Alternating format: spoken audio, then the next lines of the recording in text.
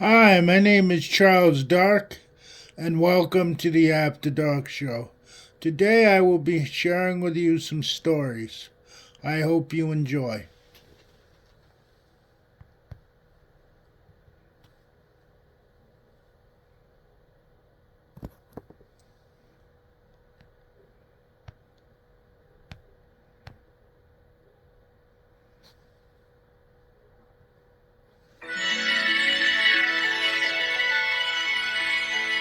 Scholastic Audio presents Goosebumps Horrorland 8 Say Cheese and Die Screaming by R.L. Stein. Read by Meredith Zeitlin. Chapter 1. Julie, wait up! My best friend, Rena Jacobs, ran across the school hallway toward me. Her blonde ponytail bobbed behind her. Is that a new camera? I shook my head. It's one of my old cameras. It swung from a strap around my neck. Dad says he'll buy me a new one if I get the big assignment from Mr. Webb. Rena blinked her green eyes. Big assignment? I gave her a shove. Rena, I've only been talking about it for months. Remember? To shoot the entire student body for the big 2-page spread in the Tiger? That's the name of our yearbook. Rena scrunched up her face. I thought Mr. Webb already chose David Blank for that. Well, you thought wrong, I said. That's why I'm hurrying to the Tiger office. I've got an awesome idea. No way Mr. Webb can say no to it. David can sit on his butt and watch me take the photo. Rena laughed. You don't like David, do you? I rolled my eyes. Does a lettuce like a goat? She frowned at me. Goat? I don't get that, Julie. With her light blonde hair and big green eyes, Rena is very pretty. I think she's the prettiest girl at Twin Forks Middle School. And she's smart, too. But she only understands straight talk. I meant David tries to gobble up everything, I explained. He wants to be the only star. Mr. Webb asked me to shoot the bake sale in the gym last week. And when I showed up, guess who was there? David? You got it, I said. He's very competitive, Rena said. Then she grinned. But I think he's kind of cute. Cute? I stuck my finger down my throat. With that bright orange hair and those orange freckles, he looks like a carrot. You have vegetables on the brain, Rena said. No, I've got pictures on the brain, I said. I can be just as competitive as David. I really want to take that big photo. That's why I want to get to the yearbook office before David does. I turned and started to jog down the hall. It was nearly 3:30, and the school had emptied out. Julie, Rena called after me. Are we still going bike riding on Saturday? I've got to watch Sammy in the morning, I said. Sammy is my little brother. We can ride all afternoon. I turned the corner and bumped right into the Sneer sisters. Actually, Becca and Greta aren't sisters. They're best friends. I've never seen them apart. I call them the Sneer sisters because they both always sneer when they see me. Like I smell like rotten meat or something. And they're always so totally mean to me. They even look a little alike. They are both tall and very skinny, and they both have long noses and kind of pointy chins. Like witch chins. Hi, Juju, Becca said, sneering. I gritted my teeth. She knows I hate to be called Juju. That's what I called myself when I was too little to say the name Julie. Greta pointed at my mouth. Juju, you have something on your front teeth, she said. I rubbed my teeth with my pointer finger. Is it gone? I asked her. Greta nodded. Yeah, it was your finger. They both slapped high fives and cackled like that was the funniest joke in history. Where did you get that joke? I said. First grade or second? I pushed past them and hurried down the hall. My camera bounced in front of me as I jogged. The yearbook office was the last door on the left.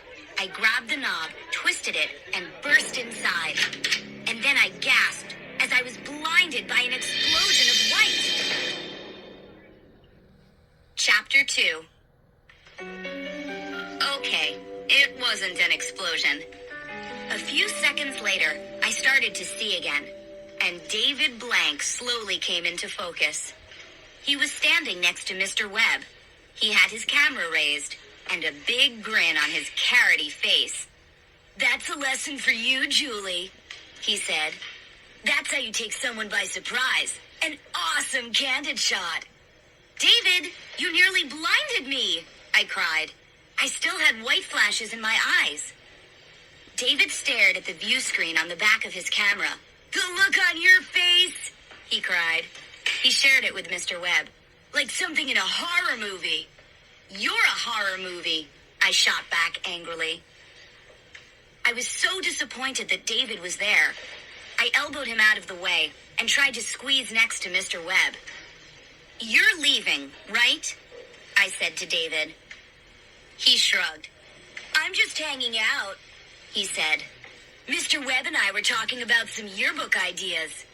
Mr. Webb took off his glasses and rubbed his eyes. He is very tall and lanky.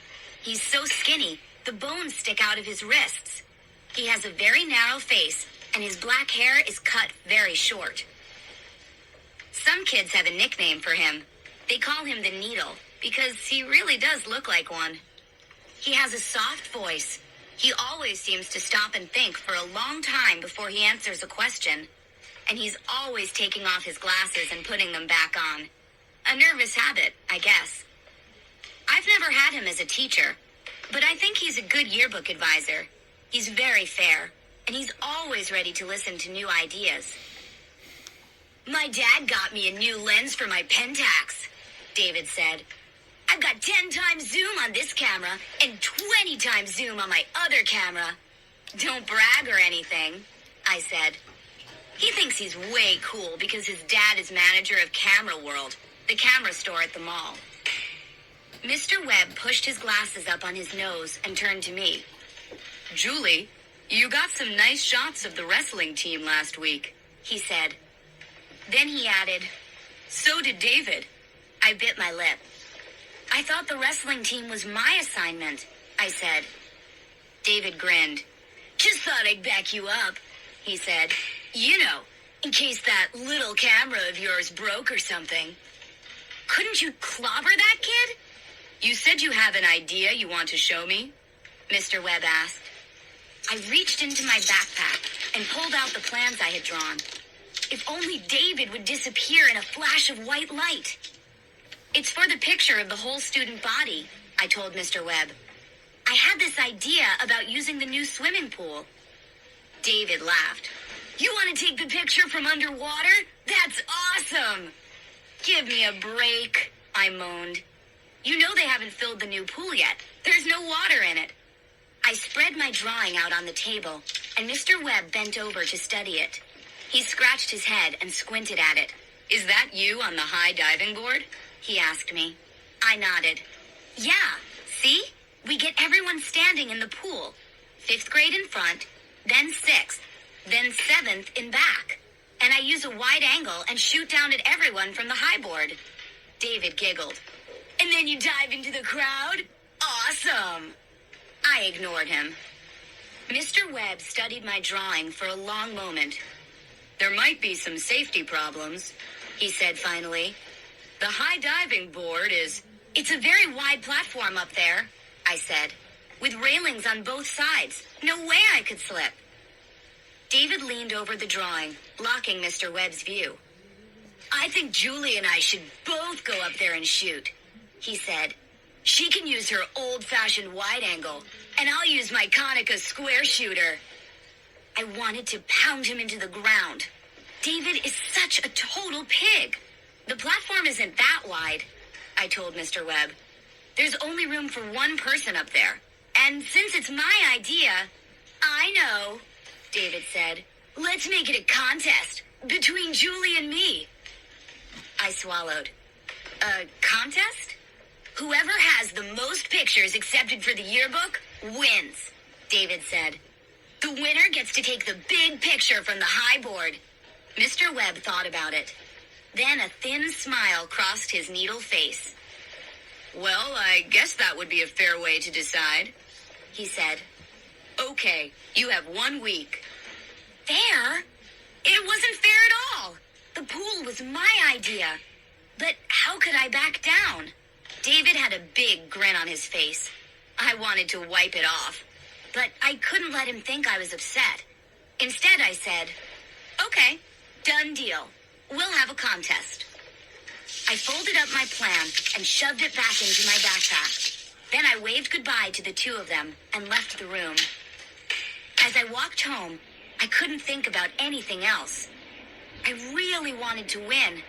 I really wanted to be the one up on that high board with everyone in school looking up at me. How was I to know that before too long, I'd be falling to my doom? Chapter 3. Saturday afternoon, the sun beamed down from a clear blue sky. It was the first warm day of spring. Rena and I couldn't wait to climb on our bikes and ride all around town. We pedaled past the school, then turned right and coasted downhill toward Fairfax Park. We were both in shorts and t-shirts. It felt great to pretend it was summer. We had to brake to slow down at the bottom of the steep hill. "How was Sammy this morning?" Rena asked.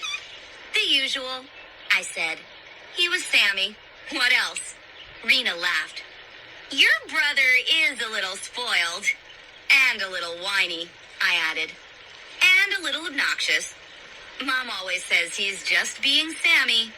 I guess that means he can get away with anything." "Baby of the family," Rena said. We rode through the park, in and out of the shade from the old tangled trees that hang over the street. Then we rode past houses where some of our friends live. Some kids were washing a car with a garden hose at the corner. We turned, and a red SUV pulled up beside us. The back window rolled down. And who should poke their heads out but my best buddies, Becca and Greta. "Juju," they both called. "Juju, you got rid of your training wheels," Becca shouted. Greta spit her bubble gum at me. Missed. "Bye, Juju." The SUV roared away with the girls laughing wildly. I rolled my eyes and started pedaling hard. Rena raced to catch up to me, her blonde hair flying behind her. "What did you ever do to them?" she asked. "I know what it is," I said. "Remember my birthday party last fall? The bowling party?" "I remember," Rena said. "I dropped the ball on my foot." "Well, my mom said I could only invite 5 kids," I said. "And you know Becca and Greta were never in my top 5. They're closer to my bottom 5. Rena laughed. "So, you didn't invite them?" I nodded. "Right. They've been horrible to me ever since." I slowed to a stop at a corner. The street sign was lying on its side on the grass. "Where are we?" I asked. We both squinted into the afternoon sun.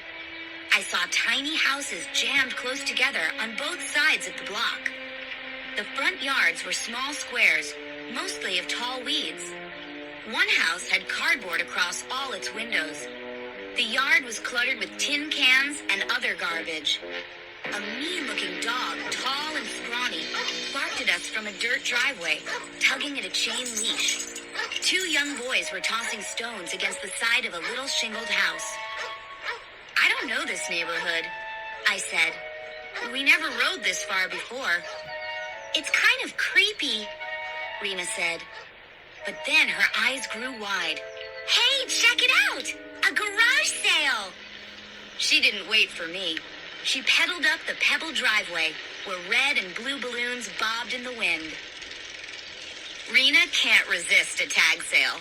She's totally into old shoes and hats and vintage clothes. I don't know what she does with all the stuff she buys. It's lucky she has big closets in her room. The red brick house was small and square. The screen door was ripped and hung half open. A stuffed monkey stared out of the dusty front window. A huge red-faced woman in a tight-fitting yellow dress sat in a beach chair in front of the garage. She waved to us as we climbed off our bikes, but she didn't get up. She fanned herself with a folded-up newspaper. Then she used it to point to the tables of stuff. "Everything is half off," she said in a hoarse voice. "I didn't have time to tag it. Just ask me the price." We set our bikes down on the pebbled driveway. No one else was around. Down the block, the angry dog kept barking. Rena walked over to a rack of old dresses and coats. It all looked pretty ragged to me, but Rena likes pawing through that stuff. I stopped at a table in front of the open garage door. It was stacked high with yellowed old-time magazines and sheet music. I picked up some sheet music and looked through it. My dad plays the piano, and he collects old songs, but these were too smelly and falling apart. Yuck. I dropped them back on the table, but my hands still smelled skunky. I turned and saw Rena trying on straw hats. She's so awesome looking. Hats look great on her. Whenever I try one of hers on, I look like a little girl playing dress-up. There were shelves of old board games and action figures in the garage. I checked out an old werewolf card game called Bite My Face. Really dumb. Then, in the gray light at the back of the garage, I spotted something on a low shelf. A camera. I bent and picked it up. Weird, I muttered. It was definitely old. It was square, like an old box camera. Bigger than my digital camera, and heavier. It was metal, covered in black leather. I turned it over and saw a built-in flash at the top. Wonder what kind of film it takes, I muttered. I'd never seen a camera like it. I had $5 or $10 in my backpack. Would that be enough to buy the old camera? I carried it up to the woman in the beach chair. "Is this for sale?" I asked. The woman's eyes bulged. Her chins trembled. "No!" she screamed. "Put it down! You don't want that! Put it down! Now!" Chapter 4. No problem, I stammered. The woman was waving me away with both hands. Her face was beet red. I turned and trotted back into the garage, the camera still in my hands. What's up with this camera? I wondered. I bent to set it back down on the low shelf and felt a tap on my shoulder. Huh? I let out a startled cry, turned, and saw a girl standing behind me. She was about 12 like me, big and red-faced like the woman outside. Her scraggly brown hair fell over her eyes. She wore baggy jeans and a pink sweatshirt that said, "Mommy's Princess" on the front in sparkly letters. "You want that camera?" she whispered. "Well, I don't know," I murmured. "If there's something wrong with it..." She shoved it against my chest. "Go ahead. Take it." "How much?" I asked. The girl shook her head. "No charge. Just take it away before my mom sees." She gave me a push toward the driveway. I picked up my bike and stuck the old camera into my backpack. The woman didn't see. She was pouring herself a tall drink from a big plastic pitcher. Rena ran over and lifted her bike from the driveway. "Nothing good here," she whispered. "Let's go." We called bye to the woman and pedaled away. At the street, I turned and looked back to the garage. The daughter was standing there stiffly, just staring at us. I waved to her, but she didn't wave back. Mom greeted us as we stepped into my house. My mom is dark-haired like me, except she wears hers the length of bristles on a hairbrush. She's short and a little chubby and has non-stop energy. I mean, she never sits down. "Rena, would you like to stay for dinner?" she asked. "Sure, thanks," Rena replied. "What are we having?" I asked. Mom shrugged. Just pizza. I've been cleaning the attic all day. No time to prepare a feast. That's the other thing about my mom. She never sits down, and she never stops cleaning out rooms. No peppers this time! Sammy came bursting into the room, whining as usual. I hate peppers! Even if you pull them off, you can still taste them! Sammy looks like a junior version of Mom and me. He's short, with dark hair, and has brown eyes and a gap in his front teeth. Like I had before my braces. Okay, no peppers, Mom promised. I pulled the old camera from my backpack. I was eager to check it out. Where'd you get that? Sammy asked. He made a grab for it, but I swiped it out of his reach. Take my picture, he demanded. He posed against the fireplace, stuck his tongue out, and crossed his eyes. Hurry! Take my picture! It doesn't have any film, I said. I just got it. Besides, when I do get film, I'm taking Rena's picture, not yours. I turned and aimed the lens at Rena. Then I pretended to take her picture and pushed the shutter button. The flash went off, a bright white. I heard a metal hum, and a square of paper came sliding out of the front of the camera. What's that? Sammy cried. You broke it! Ah! You broke your new camera! He did a little dance around Rena and me. I pulled out the square. It was cardboard and had a smooth, glossy front. Julie didn't break it, Mom said. Haven't you ever seen one of these? It's a self-developing camera. A what? Sammy said. Watch. The picture slides out, then it will slowly develop, Mom said. These used to be popular before digital cameras. We all stared at the little square in my hand. It began to darken. Then colors appeared. Slowly, the picture developed, and we could see Rena. Nice colors, I said. Very soft. This is awesome. Oh, wow, Rena groaned. It's a nice shot, but I have red eye. I studied the photo. Yes, Rena looked great. I don't think she can take a bad picture, but her eyes were glowing bright red. Sammy laughed at Rena. You look like a freak. Then he grabbed for the camera again. Let me take a picture. I spun away from him. It isn't a toy, Sammy. I tugged Rena to the stairs. Come to my room. Then I can get rid of the red eye. On the computer? Rena asked. I nodded. Yes, I'll scan the picture into my computer and fix the red eye.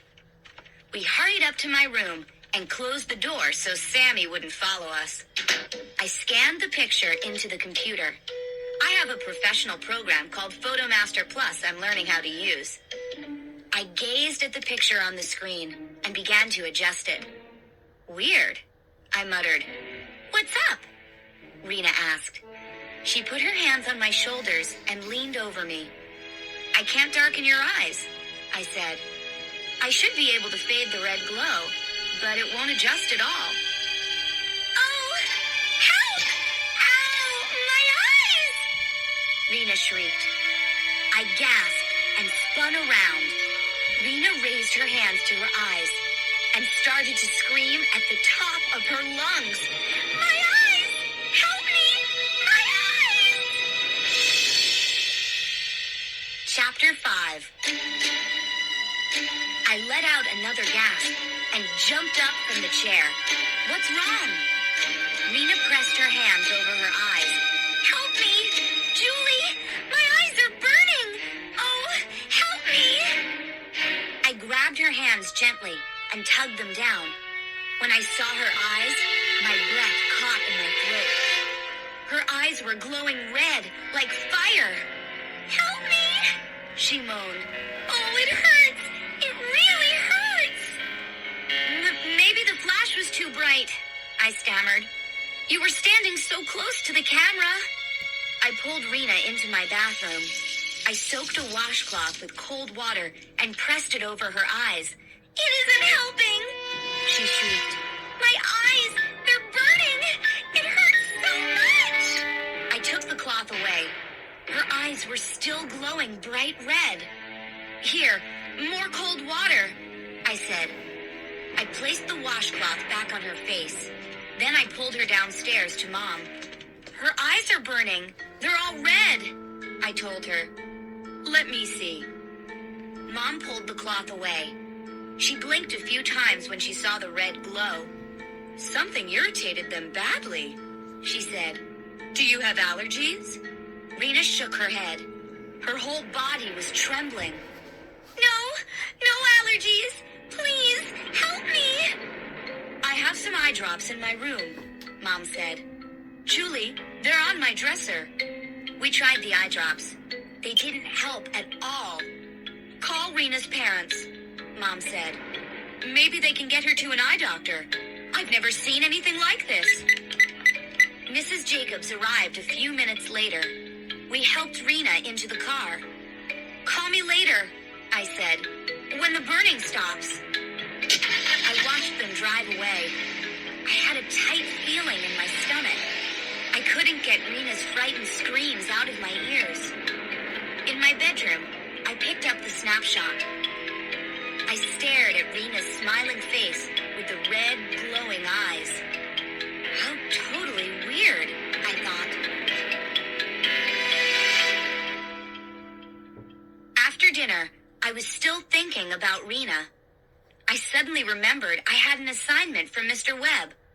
I was supposed to be at the gym shooting the girls' basketball game for the yearbook.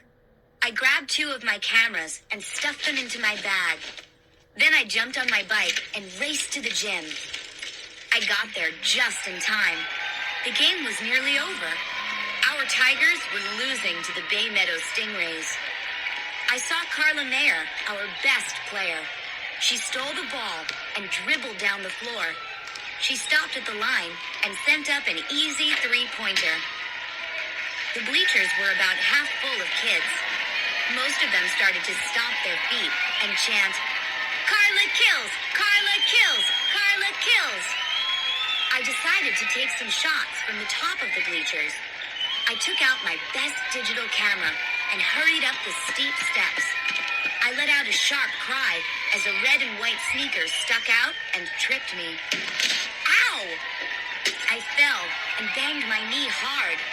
I turned and saw who was wearing the sneaker. Becca. She and Greta grinned at me. "Not too klutzy, are you?"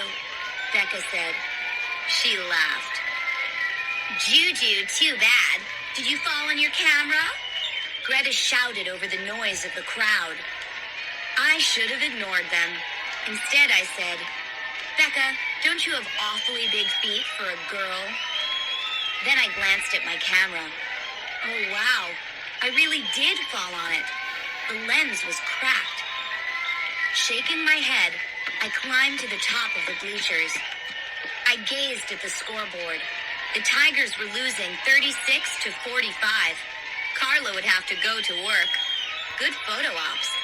I reached into my bag for the other camera and let out a cry. Oh no! The weird old camera. I didn't mean to bring it. Well, I had no choice. I had to use it. I knew I couldn't snap dozens of shots with the old thing. I needed to wait for 1 or 2 great moments. I had to get a long shot of Carla running down the floor. Could the old camera do it? I raised it to my face, then groaned. David Blank! He had a blue baseball cap pulled down over his red hair, but I still recognized him easily. What was he doing here? David was on the floor next to the players' bench. He had 2 cameras strapped around his neck, and he was snapping photo after photo. "You creep!" I shouted out loud. He knew this was my assignment. David would do anything to win our contest, but this just wasn't fair. The Stingrays scored again. The crowd grew quiet. Everyone was waiting for Carla to make a move. I glanced down the bleachers. Becca was on her cell phone. Greta was searching for something in her bag. They weren't even watching the game. I held the old camera ready. A few seconds later, Carla came dribbling full speed down the center of the floor. This was my shot. I kept her in the view screen as she flew toward the basket. She leaped high and sent a layup to the hoop. I pushed the shutter button just as her feet left the floor. The camera flashed. The square of film came sliding out. I gazed at the photo, watching it develop. Weird, I cried. How did I mess up? The picture showed Carla's arm all by itself. Where was the rest of her body? Her face? How could I just capture her arm? A loud crack made the kids in the bleachers gasp. And rising over that, I heard a high wail, a long, shrill scream of pain. I turned and saw Carla dangling from the basket rim, hanging by her arm. Carla shrieked and cried. Tears rolled down her face. Even from the top of the bleachers, I could see that her arm was horribly broken. It hung there at a totally strange angle. Players from both teams stood beneath her, screaming and crying. Kids were covering their eyes. The coaches hurried to lower her to the floor. The referee kept blowing her whistle again and again, like a siren. Wailing in agony, Carla lay sprawled on her back on the gym floor, the bones of her arm poking out through her skin. Gasping for breath, I realized I had the snapshot clenched tightly in my hand. I raised it to my face and stared at it. Stared at Carla's arm, all by itself. And suddenly, I felt sick. Chapter 6. 4 paramedics in white uniforms arrived a short while later. They couldn't keep the shock off their faces when they saw Carla. Coach Ambers was down on the floor beside her, trying to hold Carla still. Carla was silent now. I thought maybe she was in shock or something. The gym had emptied out. Both teams had been sent to the locker rooms. The medics lifted Carla onto a stretcher. I could see that her arm was bent almost backwards. I tucked the photo into my bag. The referee had left the gym, but I could still hear her shrill whistle ringing in my ear. I thought about Rena, about her red eye, and then I pictured Carla's arm again. A deep shudder ran down my body. Maybe I should have listened to that woman's warning.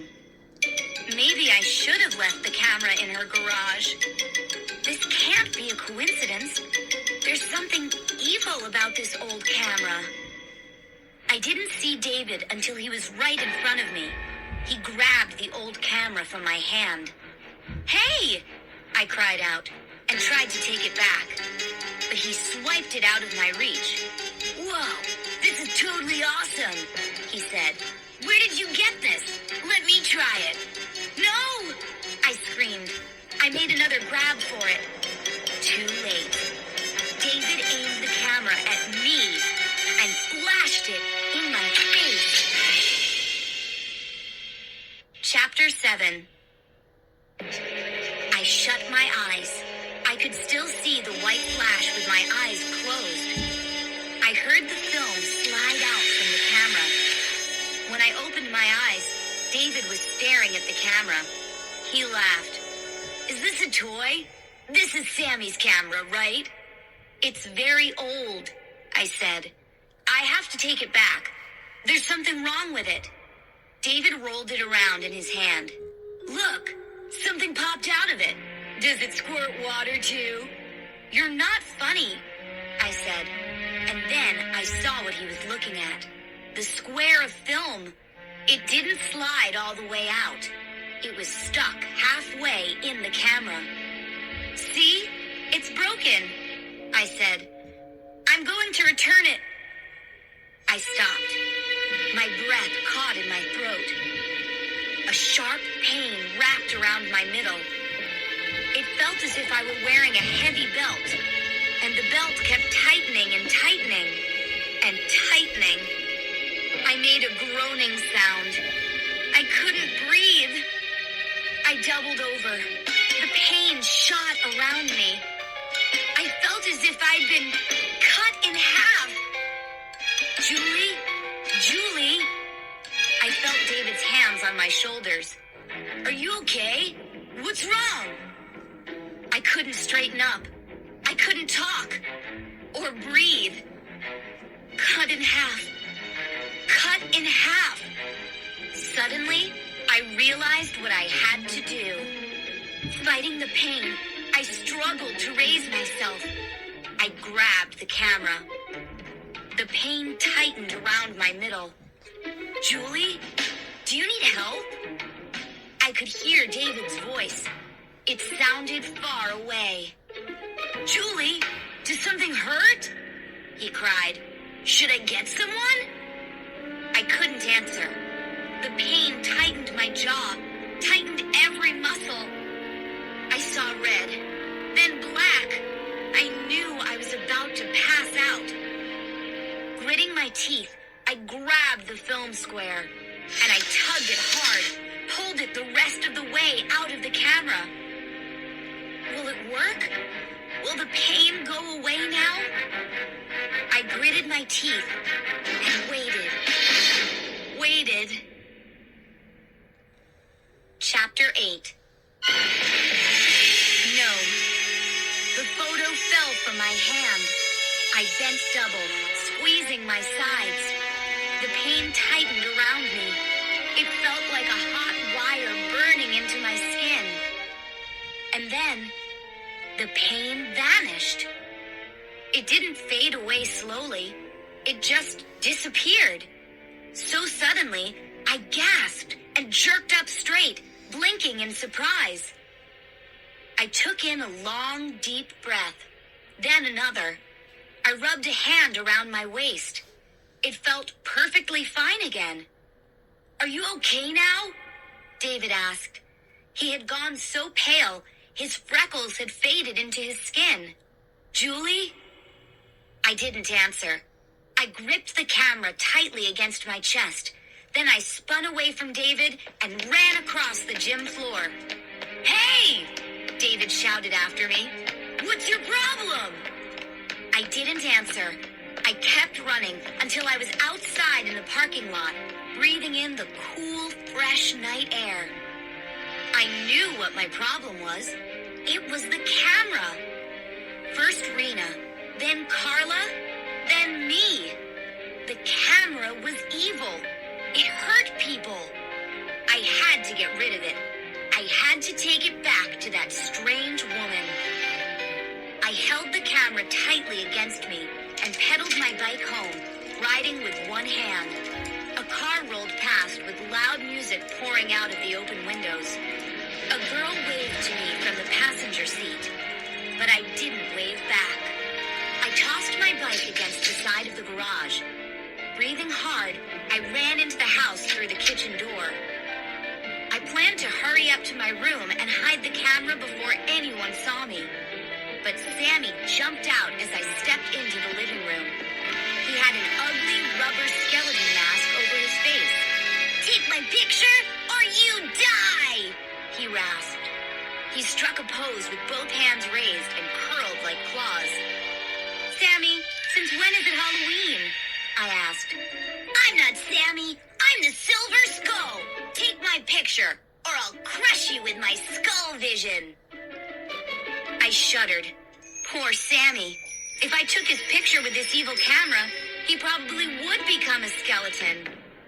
Out of my way. I didn't mean to push him so hard, but I was desperate to get the camera hidden away in my room. Hey, you're skeleton meat! Sammy shouted, waving his fist angrily. You will feel the wrath of the Silver Skull! That made me laugh. He's a spoiled brat, but he's cute. I crossed my room and pulled open the closet door. In the back, I had a tall heap of dirty clothes that I'd forgotten about. I buried the camera under the mountain of jeans and shirts. No way Sammy would find it there. My heart was pounding like a drum. I knew I wouldn't feel normal again until I returned the evil thing. At At least it couldn't do any more harm buried under a ton of smelly clothes. I dropped onto my bed with a weary sigh. I pulled my cell phone out, clicked it open, and called Rena. "Are your eyes better?" I asked. "No, they're not," Rena answered sharply. "All thanks to you." "Excuse me?" "You heard me," Rena snapped. "My eyes are still glowing like a freak, and still burning." "Oh, I'm so sorry," I moaned. "I can't read, I can't watch TV, I can't do my homework," Rena shouted. "And I can't go to school because I can't let anyone see me like this." "Rena, I'm really sorry," I repeated. "Sorry?" Rena cried. "Sorry? Julie, that woman warned you not to take the camera, but you think you know it all. You think you can do whatever you want. Well, look what you did to me." "Rena, please," I begged. "The doctor never saw anything like this," Rena screamed. You ruined my life, Julie." But why are you talking to me like this?" I cried. "We're friends and—" "No, we're not," Rena replied. "We're not friends anymore. No way." I couldn't believe she said that. I realized my whole body was trembling. I could barely hold the phone to my ear. I could hear her sobbing into the phone. "Rena, listen to me," I pleaded. "I'm taking the camera back to that house tomorrow. Will you come with me? We can ask that woman about your eyes." "Julie, get lost," Rena said in a low, cold voice. And she clicked off her phone. The next day, school dragged on forever. I kept thinking about the camera hidden away in my closet. And I really missed Rena. Her telling me to get lost tied my stomach in knots every time I thought about it. After school, I ran all the way home. I wanted to get there before Sammy. I dove into my closet and tossed the dirty clothes aside. Then I grabbed the camera and headed to the garage to get my bike. Wouldn't you know it? Flat tire. I didn't care. The camera was going to be returned today if I had to crawl. I stuffed it into my backpack and started to walk. A cool wind blew in my face. It made the tall trees in the front yard sway and creak. The sun kept disappearing behind dark clouds. I was pretty sure I remembered how to get there. I walked past my school. Some boys from my class were tossing frisbees on the front lawn. Past the school, I turned and walked down the steep hill toward Fairfax Park. A few kids I didn't recognize were taking turns skateboarding down the hill. I wished I was having fun, too. I felt a couple of cold raindrops on my forehead as I stepped into the park. The dark clouds spread across the sky. The wind grew colder. "Turn around," a voice in my head whispered. "Julie, go home." "No," I said out loud. I kept walking. The trees swayed and whispered as I made my way through the park. The wind swirled, but the rain held off. I hurried through the park, then walked through a neighborhood of small, square houses. Was I on the right street? Yes, I could see the woman's red brick house halfway down the next block. I waited for a yellow school bus to pass. Then I started to cross the street. I took a few steps and stopped when I heard a cough behind me. I spun around. No one there. Weird. I crossed the rest of the way. I started to walk faster since I could see the house. Almost there. But I stopped again when I heard the scrape of footsteps. Soft thuds on the sidewalk. Again, I turned. The street was lined with slender young trees. Did someone slip behind one of them? I turned and took a few more steps. I was almost to the woman's driveway. I heard more soft footsteps behind me. A chill shot down my back. I'm being followed. started to fall. I spun around. My eyes darted from tree to tree. "Who's there?" I called. My voice sounded muffled by the rain. No answer. "I know you're there," I shouted. "Who is it?" Chapter 9. No reply. I shivered. I lowered my head against the rain and ran up the pebbled driveway. The garage door was closed. Someone had scrawled a big red X on the front. I turned and saw the stuffed monkey staring out the front window. Behind the stuffed animal, the house was dark. Raindrops pattered the window. They sounded like soft drum beats. I glanced behind me. I didn't see anyone, but I knew someone was there, watching me. It wasn't my imagination. With another shiver, I rang the doorbell.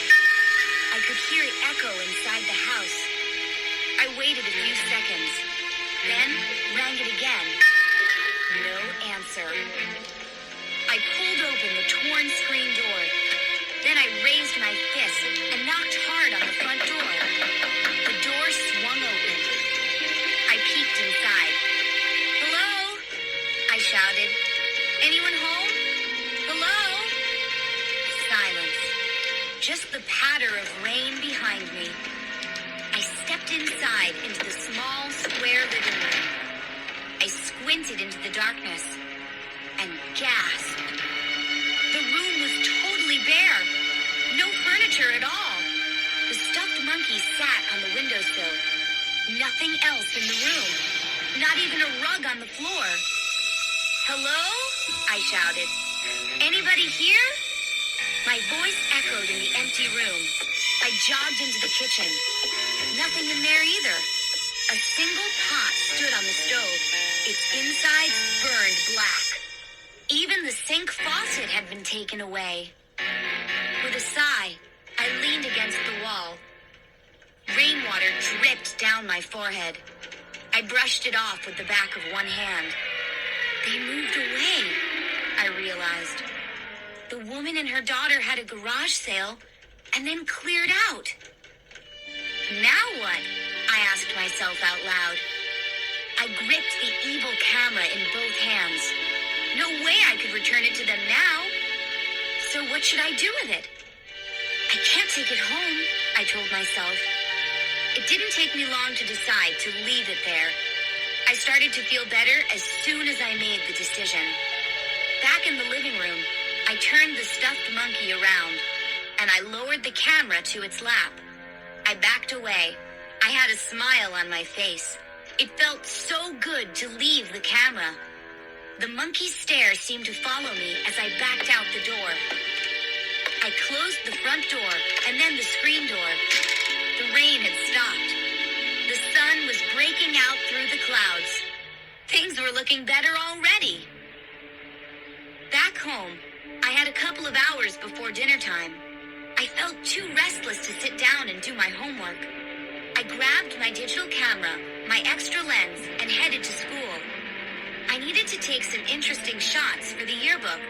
No way was I going to let David win our contest. I found some kids rollerblading to loud hip-hop music in the teacher's parking lot. I took some good shots of them. I tried to capture how much fun they were having. Then, I photographed a bunch of 7th graders playing a kickball game on the soccer field. It was a pretty out-of-control game. The grass was still wet from the rain, and they kept slipping and sliding and falling on their butts. Some good snaps. "David, you're toast," I muttered to myself as I headed home. I couldn't wait to download the photos onto my computer.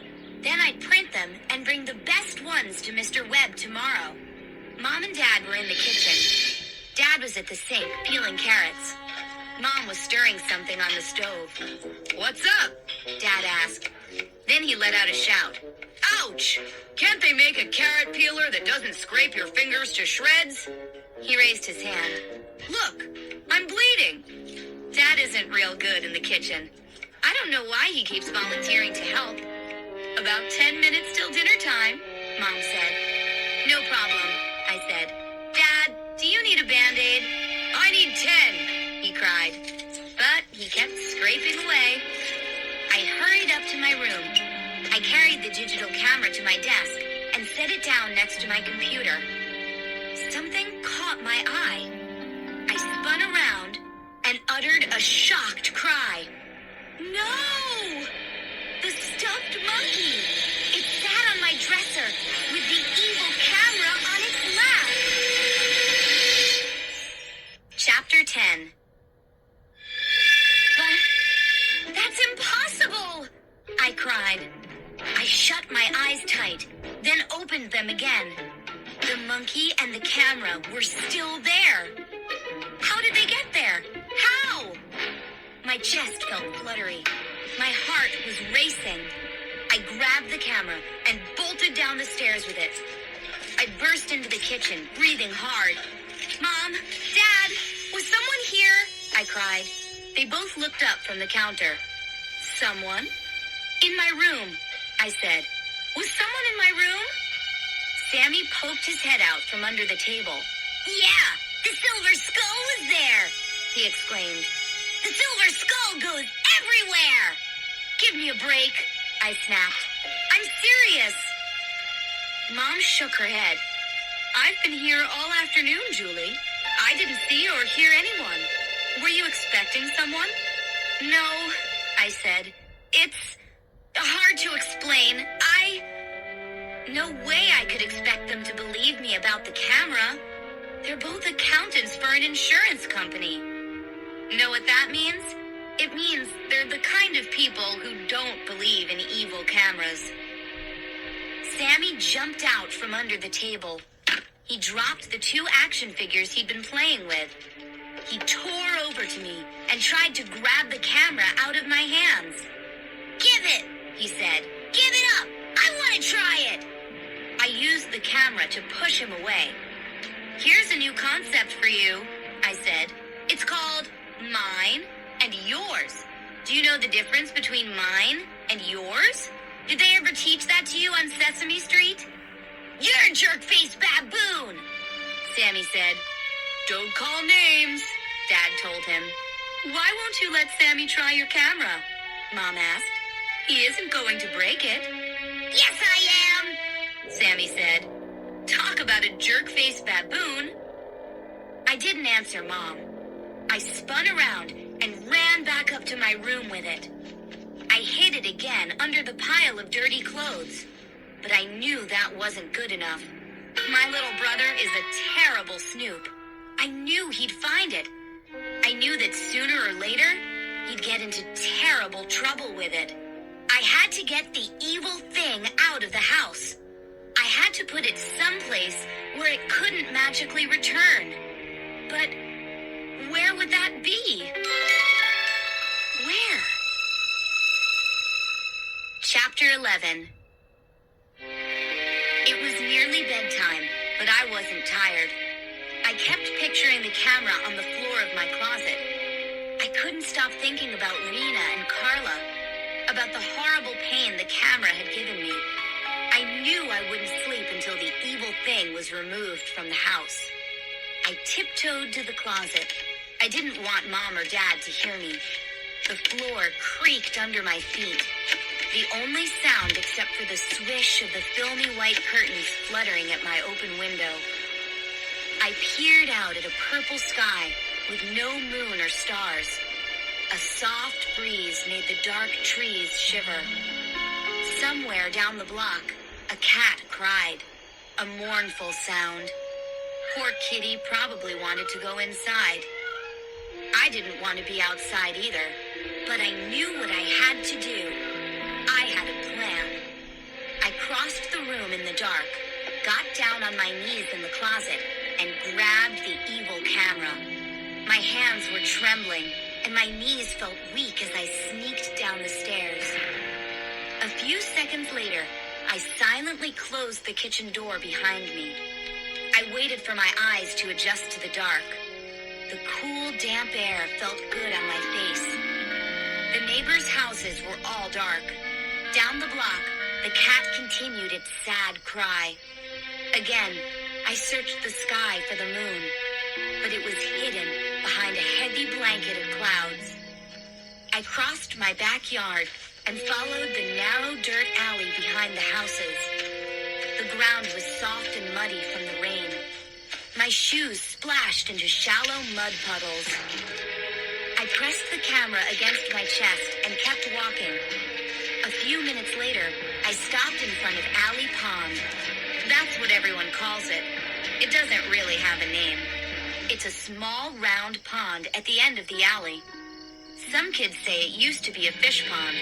Not anymore. It's a big, round hole filled with muddy water.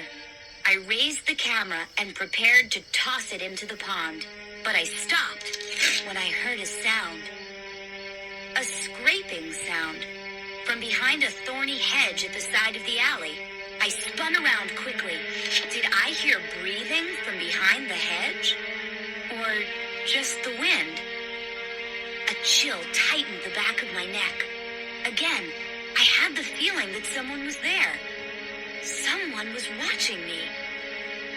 Hello? I called out in a whisper. Who's there?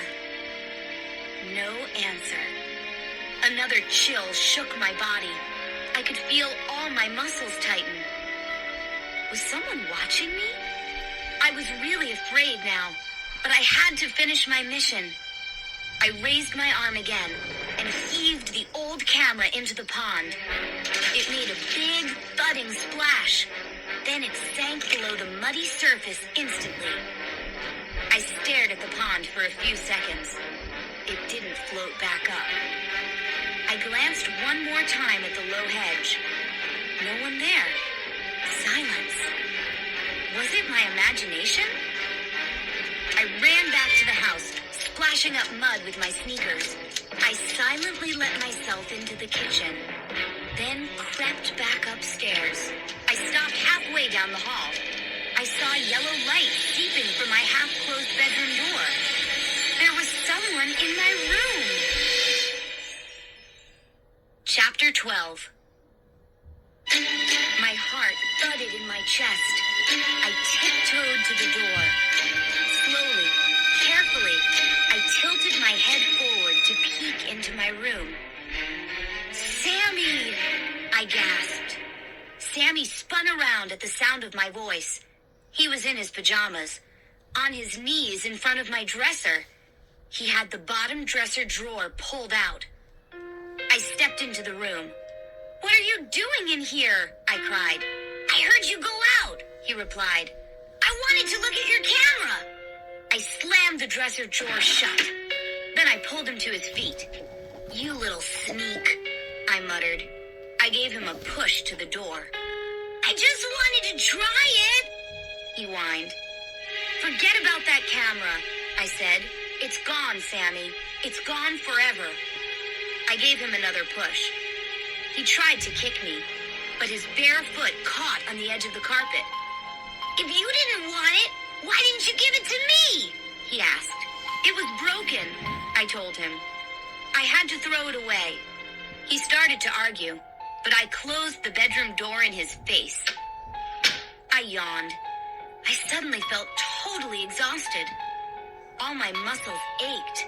My head felt like a heavy rock. It still took a long time to fall asleep. And when I finally did, I had a disturbing dream. I dreamed I was on the high diving board at the new swimming pool. Everyone in school was jammed into the pool, staring up at me. I was ready to take the big yearbook photo.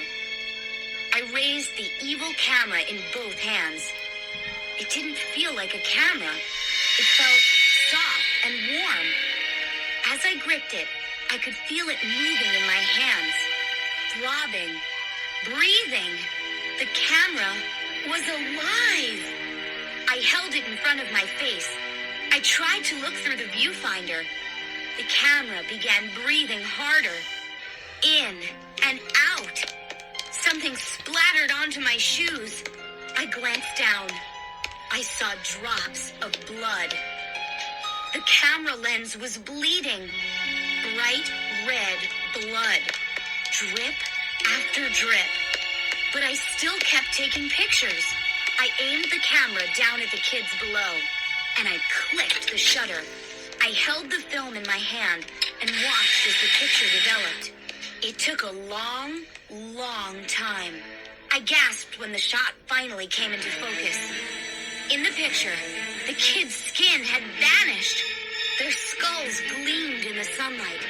They were all skeletons. What have I done? I screamed. Have I killed everyone in my entire school? I woke up drenched in sweat. I tried to blink the dream away, but the grinning, glowing skeletons stayed in my mind. Only a dream, I muttered. Take a deep breath, Julie. It was only a dream. I shut my eyes and settled back on the pillow. I couldn't stop shivering. I knew I wouldn't fall back to sleep. I just lay there staring up at the ceiling. After a while, the sun started to rise outside my window. It sent a warm, rosy color over the room. I climbed out of bed and crossed to the window. I watched the sunrise, letting the warmth flow over me. I started to feel better. I got dressed for school. Then I made my way downstairs for breakfast. I was the first one in the kitchen. I started for the fridge to pull out the orange juice. But I stopped halfway across the floor and stared at the evil camera sitting by my place at the breakfast table. Chapter 13. The camera was dripping wet. The lens was covered in mud. I wanted to scream. I wanted to heave the thing against the wall again and again, jump up and down on it, crush it with a hammer. But I knew it was no use. I left it in that house way across town. I tossed it into the pond. But here it was. No way to get rid of it. I snatched it off the table. Then I ran upstairs and hid it in my closet before anyone came down to breakfast. I couldn't think of anything else all day. At noon, the Sneer sisters, Becca and Greta, tripped me and made me spill my lunch tray on the floor. Laughter rang out in the lunchroom. "Watch where you're going," Becca said with a sneer. I didn't pay any attention. I didn't even look at the two of them. I just walked out of the lunchroom without eating. I kept picturing the camera on the breakfast table. My stomach felt tight, as if it were twisted into a dozen knots. I could barely swallow. How could I eat? I knew I had to get help. After school, I loaded the camera into my backpack. I rode my bike to the mall. I parked it in a bike rack and trotted to the Camera World store on the second floor. The bell over the door chimed as I stepped in. I saw David's dad standing behind the glass display counter. He wore a blue and white striped shirt and khakis. He was polishing a big camera lens with a soft white cloth. He smiled when he recognized me. "Julie, how's it going?" Mr. Blank is short and thin. He has a narrow, almost bald head with a fringe of black hair at his ears.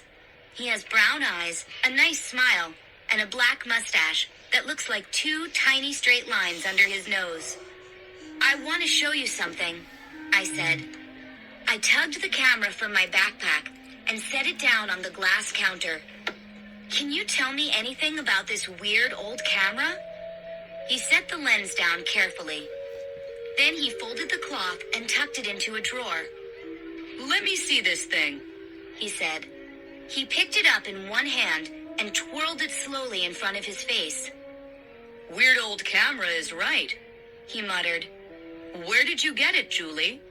Did you find it on eBay?" "Garage sale," I said. "I don't think I've seen one like it before," he said. He turned it over and studied the bottom. "No brand name," he said. "No ID numbers anywhere." He looked through the viewfinder. Then he studied the lens. "It's self-developing," he said. "That's very unusual in a camera this old."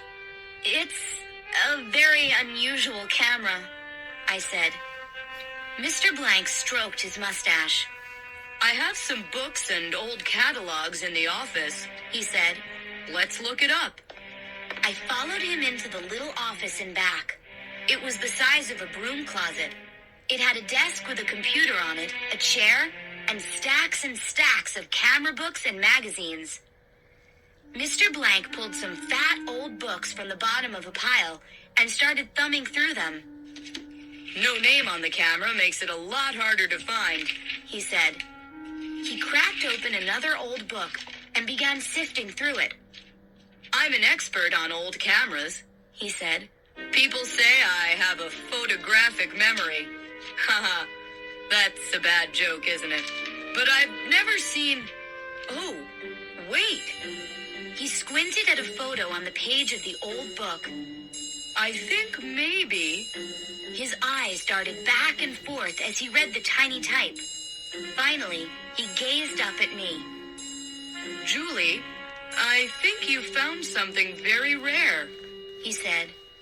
He raised the camera and compared it to the photo. Yes. Yes. What is it? I asked. It says that only one of these cameras was ever built. Mr. Blank said. It was actually made for a horror movie that was being filmed in the 1950s. I swallowed. A horror movie? He nodded. The camera was made for a movie called Say Cheese and Die Screaming. He read the tiny text again. But the movie was never finished.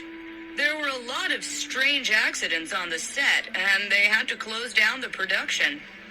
I felt a chill. Bad things? Mr. Blank shrugged. That's all it says. The movie was never finished, and the camera disappeared. He closed the book. Lucky you, He said. I think you found a piece of movie history. He started to hand the camera back to me. No, please, I stammered. I backed away. Can you keep it? He blinked. Excuse me? This camera is probably valuable, Julie. There's something very wrong with it, I said. My voice came out high and shrill. I don't want it, please. It can be repaired, He said. No, it can't, I cried. There's a curse on it or something. The camera is evil. Please, Mr. Blank, take it. Keep it safe. Keep it away from people. He squinted at me. I don't believe in curses or magic. He said. That's crazy. Please, just take it, I said. I turned to go. Maybe I could give you store credit. He said. You could pick something out in return. No thanks, I said. I couldn't stay there another second. I just wanted to get away from the camera. I bolted out of the office and out the front door. The bell over the door clanged loudly. I ran into the mall. Nearly knocked over a woman pushing a double baby stroller. Sorry, I called and kept running.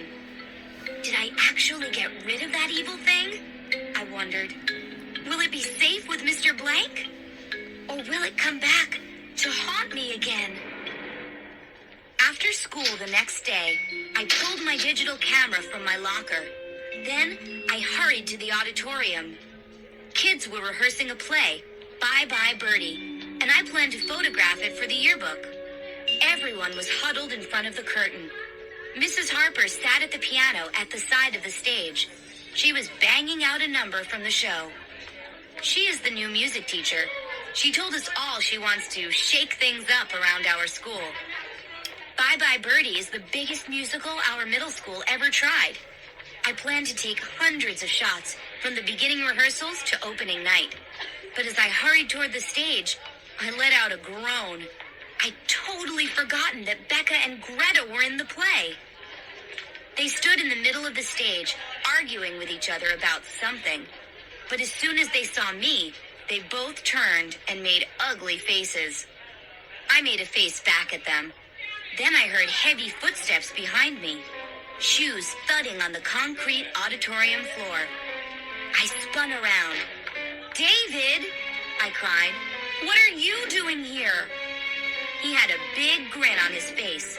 He swung his hands from behind his back, and I stared at what he was carrying. The evil camera! He raised it to his face, turned to the stage, and aimed it up at Becca and Greta. "Say cheese!" he called up to them. I froze in horror. He raised his thumb to push the shutter button. "No!" I screamed. Chapter 14. I stuck my hand in front of the lens. David lowered the camera. "Why did you do that?" he cried. "What's your problem, Julie?" I didn't answer. I stomped toward him and made him back up the aisle. "What are you doing with that camera?" I demanded. David shrugged. "What's the big deal? My dad let me borrow it. He said you didn't want it anymore." But, I sputtered. "I know you tried to get rid of it," David said. "Huh?" My breath caught in my throat. "How do you know that?" He shrugged again. "I watched you," he said softly. A strange smile spread over his face. "I followed you, Julie." "You what?" I cried. "Who do you think was spying on you?" David said, still grinning. "I stayed up day and night. I watched you leave it in that little house, and I watched you toss it in the pond. Who do you think returned it to you both times?" My mouth hung open. "How did you get it from the bottom of the pond?" I asked. "I reached in and pulled it out." David laughed. "That pond is only a foot deep." I just stared at him. I couldn't speak. "You sneaked into my house? You returned it? You spied on me? But why?" I cried. "Just to mess with your mind," David replied. "I really want to win our contest, Julie. I wanted to get you totally stressed so I could win it easily." I gave a bitter laugh. "Well, you got me totally stressed, David," I said. "Good work, dude." And then I added, "But I'm still going to win the contest." He started to say something, but Becca interrupted from the stage. "David, take our picture for the yearbook!" Becca and Greta both started waving David to the stage. I stepped in front of David and raised my digital camera. "I'll do it," I said. "I was here first." "But we don't want you to snap us," Greta said nastily. "Yeah, Juju, you don't know how to snap bubblegum," Becca exclaimed. They both laughed and slapped high fives, like that was some kind of hilarious joke. "Go away, Juju," Greta said. "David has the cool camera." I turned to David. "Don't use that camera," I said. "I'm warning you." He laughed. "Warning me?" "I had a good reason to get rid of it," I said. "David, listen." But he raised the camera in both hands and aimed it at the two girls. "No!" I dove forward, tried to grab it away from him. Too late. The camera flashed. The film slid out. "An instant classic!" David cried. He handed the picture up to Becca. She and Greta leaned over it, watching it develop. They had smiles on their faces, but the smiles quickly faded. "Oh, gross," Becca cried. Greta groaned too. "Oh, that's totally sick."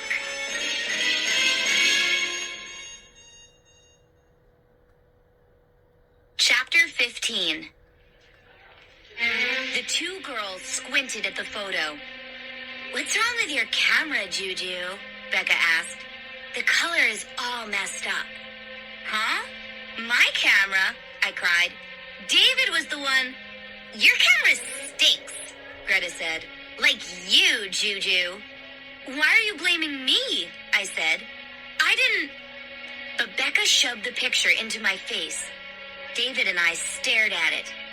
In the snapshot, both girls had green faces and arms, and their skin was all cracked and spotted, like alligator skin. I gasped. Was that going to happen to Becca and Greta? Were they both going to get green alligator skin in a few minutes? A shudder shudder shook my body. I nearly lost my lunch. David had snapped the picture, but the two girls blamed me. They blamed my camera, not David. If the picture came true, I shuddered again. I knew I had to get help. But who could help me? Mom and Dad would never believe a wild story like this. I grabbed the camera from David, and I ran up the aisle to the exit. I could hear the two girls making jokes about my camera. Then suddenly, the jokes stopped. I reached the auditorium doors. I started to push one open, and I heard two shrill screams of horror from the stage. I didn't have to turn around. I knew what I would see. My knees felt weak. I grabbed the door handle to hold myself up. Another shudder ran down my body. I turned slowly and saw Becca and Greta screaming and tugging at their faces.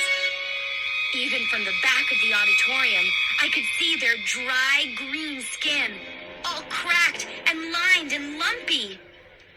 I swallowed hard. I forced myself to breathe. Becca shook a fist at me. "You did this to us," she shrieked. "You're a witch! Why do you hate us so much?" Greta wailed. Mrs. Harper jumped up from the piano. She stared at me sternly with her hands at her waist. Everyone in the auditorium was staring at me. Becca and Greta screamed and cried, tugging the green skin on their cheeks. "We know what you did to Rena," Greta cried. "We'll sue your family," Becca shouted. "We'll have you arrested. The whole school will know you're a witch." I could only stammer. No words would come out. My panic quickly turned to anger. This camera was ruining my life. I swung it high and smashed it against the back wall. Smashed it hard. Smashed it again and again. Gasping for air, my arms aching, I raised the camera to examine it. It wasn't hurt at all. Not even a tiny dent. I opened my mouth in a scream of rage, pushed the door open, and ran from the auditorium. I was halfway to the front exit when my cell phone rang. I fumbled in my bag and pulled it out. "Mom!" "Hi, Julie. I just wondered if..." "Mom, I'm so glad you called," I said in a trembling voice. "You've got to listen to me. I don't know what to do." I leaned against the wall and pressed the phone to my ear. I told her the whole story. I started with Rena. Then I told her about Carla and her arm. I told her everything. Mom listened without making a sound. I ended by telling her what just happened to Becca and Greta and how they blamed me and called me a witch. "Wow," Mom muttered in a low voice. "Wow." "What can I do, Mom?" I cried. "You've got to help me." "Julie," Mom said, "I know exactly what you need to do." Chapter 16. I gasped. "Huh? You do? Tell me." "Type it up, print it out, and give it to your creative writing teacher," Mom said. "It's an excellent story. Very clever. Really." My mouth dropped open. "No, Mom. You got it wrong. Listen to me." "I like the supernatural part," Mom said. "Of course, your dad likes that sci-fi stuff more than me. But I've always said you have a great imagination. I think you take after your Aunt Jenny. I gritted my teeth. I tried not to explode into a million pieces. "It's not a story," I said slowly. "What did you say?" Mom replied. "My phone is beeping. I'm getting another call. I'm still at work. Dinner may be a little late. Bye, dear." She clicked off. I heard voices. 3 cheerleaders in their red and gold uniforms came skipping past me. They practiced a cheer as they moved down the hall. They seemed so happy. I slumped against the wall and watched them till they turned into the next hallway. I never felt more frightened. I'd lost my best friend. I'd injured poor Carla, who was still in the hospital. and Becca and Greta were going to turn the whole school against me. Everyone would soon believe I was a witch. A sob escaped my throat. I bit my lip. I didn't want to cry. I shoved open the doors and ran outside into a cool gray afternoon. A few raindrops were in the wind. I didn't care about the weather. I didn't care about anything but getting rid of the evil camera. I ran all the way home. I didn't stop at corners. I didn't look for oncoming cars. Houses and yards and streets passed me by in a gray blur, like an out-of-focus photo. I pulled open the front door and heard a cry. "Julie!" Sammy ran up to greet me. His face was pale. His eyes were big and frightened. "Help me!" he cried. "There's a bee in the house! It's going to sting me!" Sammy was stung on the nose when he was 3. He's been terrified of bees ever since. He grabbed my hands and squeezed them. "Kill it! Kill it!" "Sammy, are you home all by yourself?" I asked. "Mrs. Kellens was here, but she had to run back to her house for a few minutes." I heard a loud buzz. Sammy wasn't making it up. A fat yellow bumblebee swooped low over his head. He screamed, "Kill it! Kill it!" I swung my hand and tried to slap it away. The camera slipped out of my hand and hit the floor. The bee soared high, then shot back, making a straight line for my face. I swatted at it with both hands. It made an angry buzzing sound and retreated to the window curtains. I turned and saw Sammy pick up the camera. "No!" I shouted. "Drop it! I mean it! Drop it!" I saw the bee bounce off the front window. Then it came darting toward my little brother. I swiped the camera out of Sammy's hands, and it flashed. Chapter 17. Sammy grabbed the film as it slid out of the camera. He raised it close to his face to watch it develop. "Give me that!" I cried. I grabbed for it, but he swung it out of my reach. I had a sick feeling. What have I done to my little brother? The bee flew out the front window. That didn't make me feel any better. "Awesome shot!" Sammy cried. He laughed. "Totally awesome shot of the bee!" He handed the photo to me. My hand shook as I raised it to my face. It was a close-up of the bee. Sammy's face was completely hidden behind it. "Weird," I muttered. The bee looked gigantic, like something out of a horror movie, and it appeared to be perched on Sammy's shoulders, in place of his head. "Hey!" I cried out as another bright flash made me blink. Oh no. As the explosion of color faded, I saw Sammy holding the camera. Another square of film came sliding out. Did you just take my picture?" I stammered. He giggled. "It was my turn!" You idiot! You idiot!" I cried. He laughed and danced around me. "What's your problem, Julie? Let's see how it came out." He pressed next to me as we watched the picture develop. "Totally awesome!"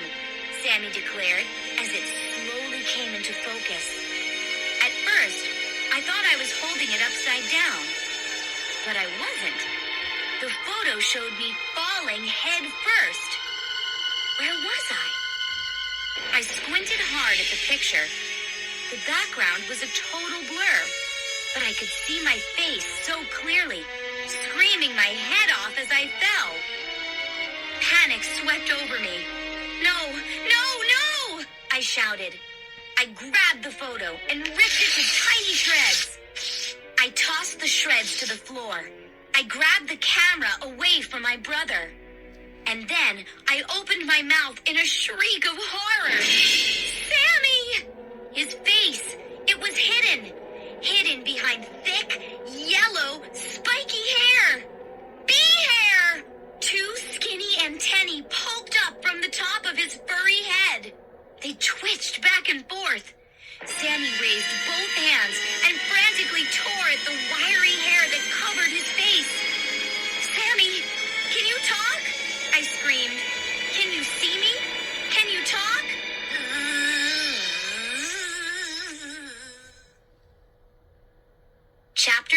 19.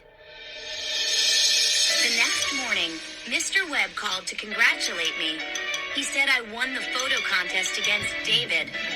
I would be taking the big yearbook picture from the high diving board. I barely replied. I think I muttered, thanks, and hung up. I was too worried about Sammy. Mom and Dad had taken him to the hospital. He'd been there all night having tests. Finally, Mom called. What's up? I cried. How is Sammy? The doctors are very puzzled, Mom said. Her voice was hoarse. She sounded very tired. They think maybe Sammy had an allergic reaction to something he ate, Mom said. But Sammy keeps telling them a crazy story about a camera. At least he stopped buzzing, I thought. Guess what? Mom said. Those two girls from your class, Becca and Greta, they're being examined in the next room. Some kind of skin problem. Just like in that story you told me. Isn't that weird? I sank to my knees on the floor. I realized I was pressing the phone so hard to my ear, I was giving myself a headache. I took a long, deep breath, but it didn't help. I'll call you when we learn more, Mom said. She clicked off. Of course, I knew what Sammy's problem was. Becca and Greta, too. It was the evil camera. But who would believe me? Mom still thought it was a story I made up. I crossed my fingers and prayed the doctors would find a way to help Sammy, Becca, and Greta. The camera was hidden deep in my closet. I'd been awake all night thinking about it. At about 3 in the morning, I came up with a plan. A desperate plan to destroy the camera and to reverse all the evil it had done and to try to save my own life. It was a crazy hope, but it was the only plan I could think up. I glanced at the clock over the mantel. Time to go to school and shoot the big yearbook photo. You're a winner, Julie, I murmured to myself. I rolled my eyes bitterly. Yeah, for sure. Big winner. I pictured the photo Sammy had flashed of me. I could see myself falling head first, screaming in terror as I fell. I hugged myself to stop shivering. Was that photo about to come true? Would I be falling just like that off the high diving board? Or would my plan save my life? Chapter 19. It was a glowing, sunny day. Not a cloud in the clear blue sky. A soft wind fluttered the flag in front of my school and made the trees whisper. I made my way around to the new pool next to the soccer field. The building was long and low and white. The sun sparkled like gold in the wide glass doors. A blast of warm air greeted me as I pulled open a door. Loud voices and laughter echoed off the white tile walls. Teachers were already herding their classes into the empty swimming pool. Kids were laughing and goofing on each other, having fun. I sighed. I knew today wasn't a fun day for me. I gazed up at the high diving board. A chill ran down my back. A metal ladder stretched to the blue platform at the top. The rungs were narrow and steep. The platform looked a lot higher than I remembered. I pictured myself falling head first from the diving board. I pictured it 1,000 times during the night, but now it seemed a lot more real. I stood there, frozen, 2 cameras strapped around my neck. Kids' voices rang out from the pool. Everybody start swimming! Is this a race? Hey, Tanya, did you wear it? Did you wear your string bikini? Don't we need a lifeguard? I let out a cry as someone grabbed my hand. Mr. Webb, hi. Everyone is ready for you, Julie, He said. I just want to say congratulations again on winning the contest. I know you're going to do an excellent job up there. We both raised our eyes to the high board. If he only knew he is sending me up there to my doom. Mr. Webb smiled at me and motioned me to the ladder. Then he flashed me a thumbs up. Break a leg. Oh, wow. Break a leg? I could break every bone in my body. I turned and walked quickly to the ladder. Some kids in my class shouted to me from the pool. Julie, are you going to dive? I'll catch you. Take my picture now, in case you don't make it to the top. Ha ha. David stepped out from behind the ladder. He had 3 cameras strapped around his neck. He stared at me hard. His face was tight with worry. Julie, are you sure you want me to do this? He asked. I nodded. I told you last night, David. I just discovered I'm totally terrified of heights. But you worked so hard to win our contest, he said. No biggie, I said. I gave him a little push toward the ladder. Go, do it. Take the picture, David. Have fun. I stepped back and watched. David grabbed the railing and began to climb the ladder. Chapter 20. The kids in the pool pointed and shouted as David started his climb. His shoes clanged on the metal rungs of the ladder. Each thud rang in my ears. Mr. Webb came running over to me. He grabbed my shoulder. Julie, what's going on? He demanded. Why is David doing this instead of you? I sighed. It's a very long story, Mr. Webb. Mr. Webb wanted to ask me more questions, but I turned to watch David. He was halfway to the top, climbing slowly and steadily. David will be safe up there, I told myself. The evil camera didn't take a picture of him falling, so he won't fall. By staying down on the ground, I hoped I was breaking the camera's spell. That was my big plan. If I didn't go up on the diving board, the photo of me falling could not happen. I was defeating the camera's magic, keeping its prediction from coming true.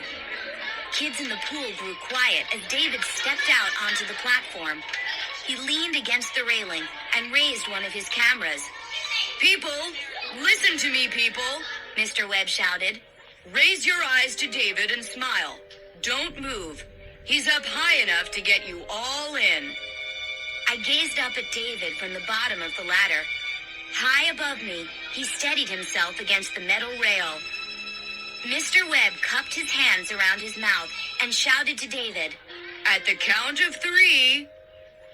He turned back to the kids in the pool. Smile, everyone. Smile up at David. This is going to be classic. Typical. David is always David. He didn't wait for Mr. Webb to count to 3. He stepped out onto the diving board. Then he raised his camera and started clicking away. David dropped to his knees at the edge of the diving board to get closer to the kids. Then he leaned way forward to get the kids in the shallow end into the shot. I realized I had stopped breathing. He isn't going to fall, I told myself. The picture shows me falling, not David. I let my breath out slowly. David changed cameras and clicked a dozen more shots. Then the big show-off stood up on the edge of the diving board. That's a wrap, he shouted down to everyone. Don't clap, just throw money. Kids laughed and groaned and shouted stuff back at him. And then, typical David again, he decided to salute the crowd and take a deep bow. I shut my eyes. I couldn't look. Was he falling? No. When I opened my eyes, he was starting toward the ladder. He saw me and smiled. He gave me a quick wave. Then, he made a quick spin to take one more look at the crowd below. And that's when he lost his balance. He's falling! I screamed. Chapter 21. Kids and teachers shrieked in horror. I saw some kids drop to their knees and cover their eyes. The screams were deafening. As he started to drop, David reached out and grabbed the side of the diving board with both hands. Yes! He managed to hold on. I couldn't breathe, couldn't move a muscle. Just stared up at him, hands pressed against my cheeks, watching him dangle from the side of the board. How long could he hold on? Help is on the way! A teacher with a cell phone shouted. Hang on! Help is on the way! I realized I had no choice. I stood at the bottom of the ladder. I took a deep breath and grabbed the railings. My legs felt weak and trembly. I ignored them and pulled myself up. Rung after rung. I'm coming! I cried. David, hold on! I didn't know if he could hear me over the screams of the kids and teachers below. I pulled myself up another rung. Another. I reached the platform. I could see David's fingers gripping the sides of the diving board. I dropped to my hands and knees. Hold on, David! My heart pounded so hard, my chest ached. Crawling, I forced myself out onto the diving board. I leaned over the side and grabbed David's wrists.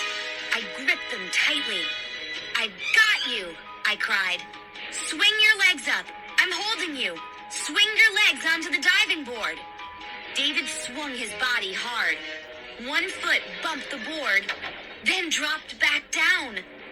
I felt a hard jolt, but kept a hold of his wrists. He tried again. This time, one leg sprawled over the board. I gave a hard tug. Yes! Now he had one leg safely on the board. Almost there, David. Almost. One more tug. Yes, I did it! I pulled him onto the edge of the board. One more and he'd be safe. One more. I gave another pull, yanking him with all my strength. I pulled so hard, I lost my balance. No! A shrill scream escaped my throat as I felt myself start to fall. And the thought flew through my mind. The camera has won.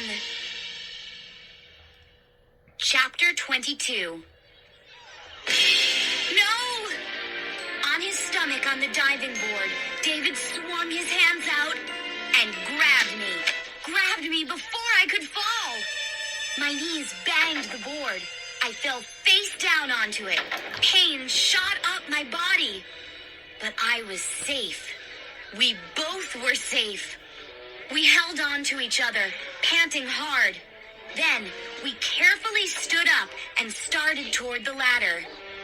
David grinned at me. Julie, maybe we should be a team. Yeah, maybe, I agreed. I heard the cheers of the kids down below. They were on their feet, staring up at David and me. They screamed and whistled and clapped happily. I lowered myself slowly to the ground. I saw Mr. Webb and several other teachers running toward me. But I didn't want to talk to anyone. I just wanted to know one thing. Did I defeat the evil camera? I ran home, up to my room. I felt crazy, dizzy, as if I were floating 2 feet off the ground. My whole body tingled. I left the photos from the camera spread out on my desk. I lurched across the room and grabbed them. Rena's picture was on top. I raised it close and squinted hard at it. No red eye. The red glow had disappeared from the photo. Carla's picture had changed too. It showed her jumping off the floor to shoot a layup. Yes, I cried, pumping a fist in the air. Yes! I dropped her photo and gazed at the one with Becca and Greta. Their skin was normal, not green. And in the last photo, my brother Sammy had his normal face. No yellow spiky bee hair covering his face. I did a little dance around my room. I pumped my fists in the air some more. Had I really defeated the camera? I grabbed my cell phone and dialed Mom at the hospital. "How is Sammy?" I asked. I knew what Mom would say. "Sammy is fine. All that weird yellow hair suddenly fell out. Becca and Greta are back to normal too. Your dad and I are bringing Sammy home." I knew it. I knew it! The photo showed me falling headfirst to my death, but I kept it from coming true, and that broke the camera's magic. And because I broke its magic, every horrible thing the camera did was reversed. Now I had one more job. Now I had to destroy the camera so that no one else would ever find it and use it. I thought I knew just how to do it. I cleared all the junk off my dresser and tossed it onto the bed. Then I carefully dug the camera out from its hiding place in my closet. This was my idea. The camera did terrible things to everyone it photographed. So all I had to do was make the camera take a picture of itself, and it would do something terrible to itself. Simple, right? I knew it would work. I set the camera down on my dresser top, and I pointed the lens at the mirror. I checked the viewfinder. Perfect. The camera was set to take a perfect picture of itself in the mirror. Now I had to make sure I didn't get in the snapshot.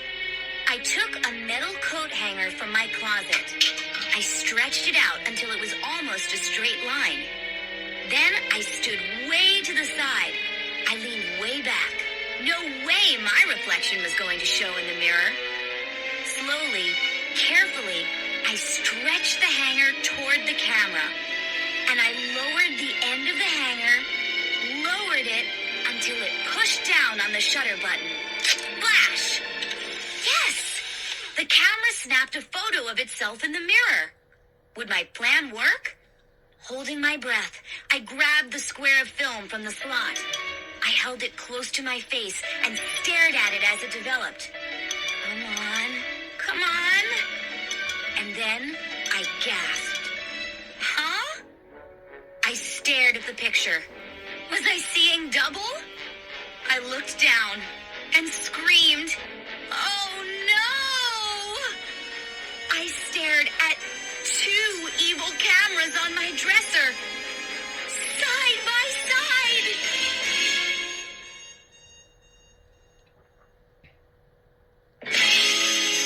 Enter Horrorland. The story so far. Several kids received mysterious invitations to be very special guests at Horrorland Theme Park. They looked forward to a week of scary fun. But the scares quickly became too real when Slappy the Evil Dummy, Dr. Maniac, and other menacing villains from the kids' past started to appear. Two very special guests, Brittany Crosby and Molly Malloy, disappeared in a cafe with a mirrored wall. The other kids have been trying desperately to find them. The park guides, called Horrors, have been no help at all. Except for one horror, named Byron. He warned the kids they were all in danger. He said he'd help them escape from Horrorland. Escape where? The kids keep finding clues about another theme park called Panic Park. They don't know how to find Panic Park, but they know that mirrors play a big part in the mystery. Why are there no mirrors anywhere in Horrorland? To find answers, Michael Monroe leads them down to the secret forbidden tunnels under Horrorland. They are caught and chased by horrors. To help their escape, they let a bunch of ugly monsters out of their cages. Now Michael has also vanished. The others are desperate to find him and find their way out of the real horrors of Horrorland. Julie continues the story. Chapter 1. My first day in Horrorland, and I couldn't wait to start taking pictures.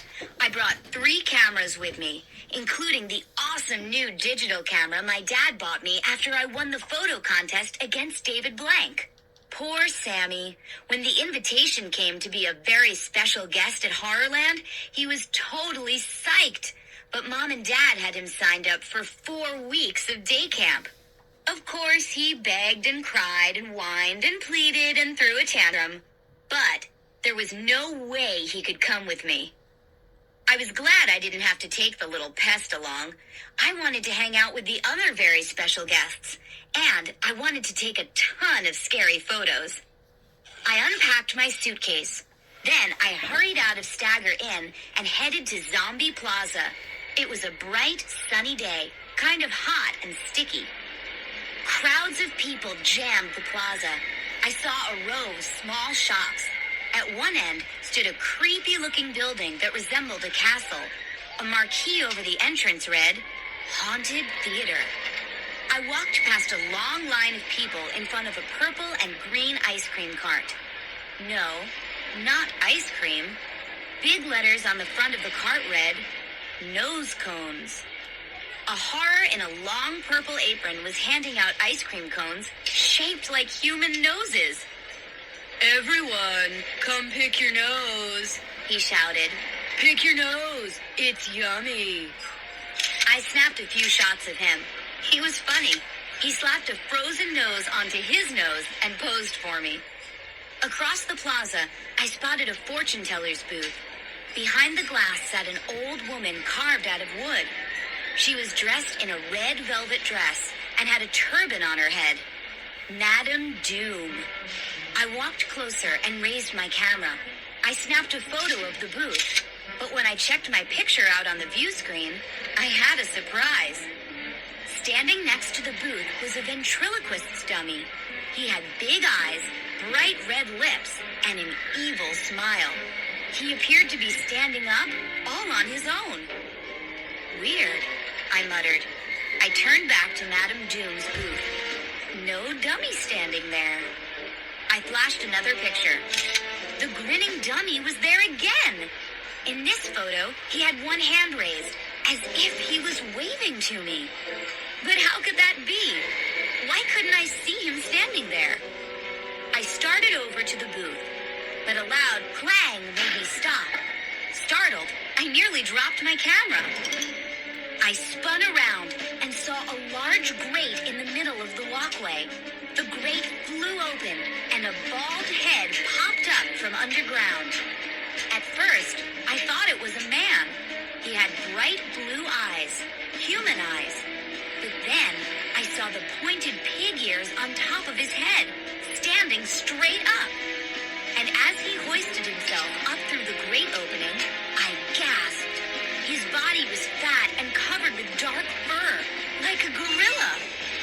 What was a human head doing on that animal body? He pulled himself onto the walkway. Then he turned and helped tug another creature out of the hole.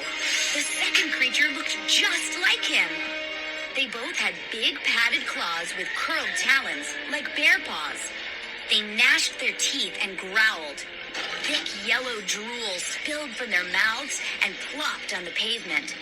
Some people screamed and ran away. I saw 2 little girls start to cry. Their parents picked them up and hurried off with them. Other people stared at the ugly creatures and laughed. It had to be a Horrorland joke, right? I raised my camera. I snapped a few shots. I stopped when I realized the 2 creatures had their bright blue eyes locked on me. They grunted to each other, raised their talons, and came running at me, roaring like angry beasts. Chapter 2. I froze. I dropped the camera, and it dangled at my waist from its strap. Before I could move, I heard angry shouts. Back! Get back! 4 horrors ran between me and the monsters. The horrors carried long, pointed sticks. Back! They yelled. Back! Get back! They jabbed the sticks at the two furry creatures. The creatures snarled in rage. They swiped at the sticks with their big bear paws. One creature grabbed a stick out of a horror's hand and hurled it into the crowd. More people screamed and ran. I raised my camera and snapped a few more shots. This has to be some kind of show, I told myself. The monsters are fake. But why did the horrors appear so frightened? Were they just good actors? The groans and roars of the monsters rang out over the screams of the crowd. The horrors jabbed the pointed sticks into the creatures' bellies. Back! Get back! Now! Down! Get back down there! I snapped picture after picture. One of the monsters grabbed his belly and moaned. He backed into the open grate and disappeared down the hole. It took another few minutes to push and poke the other creature back down where he came from. The horrors rushed to slam the grate shut. Two more horrors came running over. They both seemed very alarmed. The monsters are still loose down there! One of them cried. We can't get them back in their cages! Those stupid kids who set them free, let's find them! His partner shouted. If this is all a show to scare people, I thought, they're doing a really good job. I started to walk away, but I suddenly realized that all 6 horrors were watching me. Before I could move, they came running. They formed a circle around me. 2 of the horrors raised their pointed sticks. A tall horror with bright green fur and yellow eyes stretched out his hand. Give me your camera! He growled. I laughed. You're joking, right? His yellow eyes darkened. It's not a joke, He said. Give me your camera! Now! Chapter 3. You're not funny, I said. You can't take my camera. I tried to stuff it into my backpack, but the horror grabbed the camera out of my hand. Ow! I screamed as the strap snapped and whipped my arm. The horror fumbled with the camera to open it. He tore out the memory card and tossed it as far as he could. Then he handed the camera back to me. Have a nice day, He said. He and the others walked away. I could hear them muttering to each other about the escaped monsters. I closed the camera and stuffed it into my backpack. My heart was pounding. I felt really upset. They don't have the right to do that. This is a free country. Luckily, I had 2 other cameras in my pack and extra memory cards. I started to pull another camera out when I saw a bunch of kids my age running across the plaza toward me. They looked as if they'd been running a long way. They were red-faced, sweaty, and breathing hard.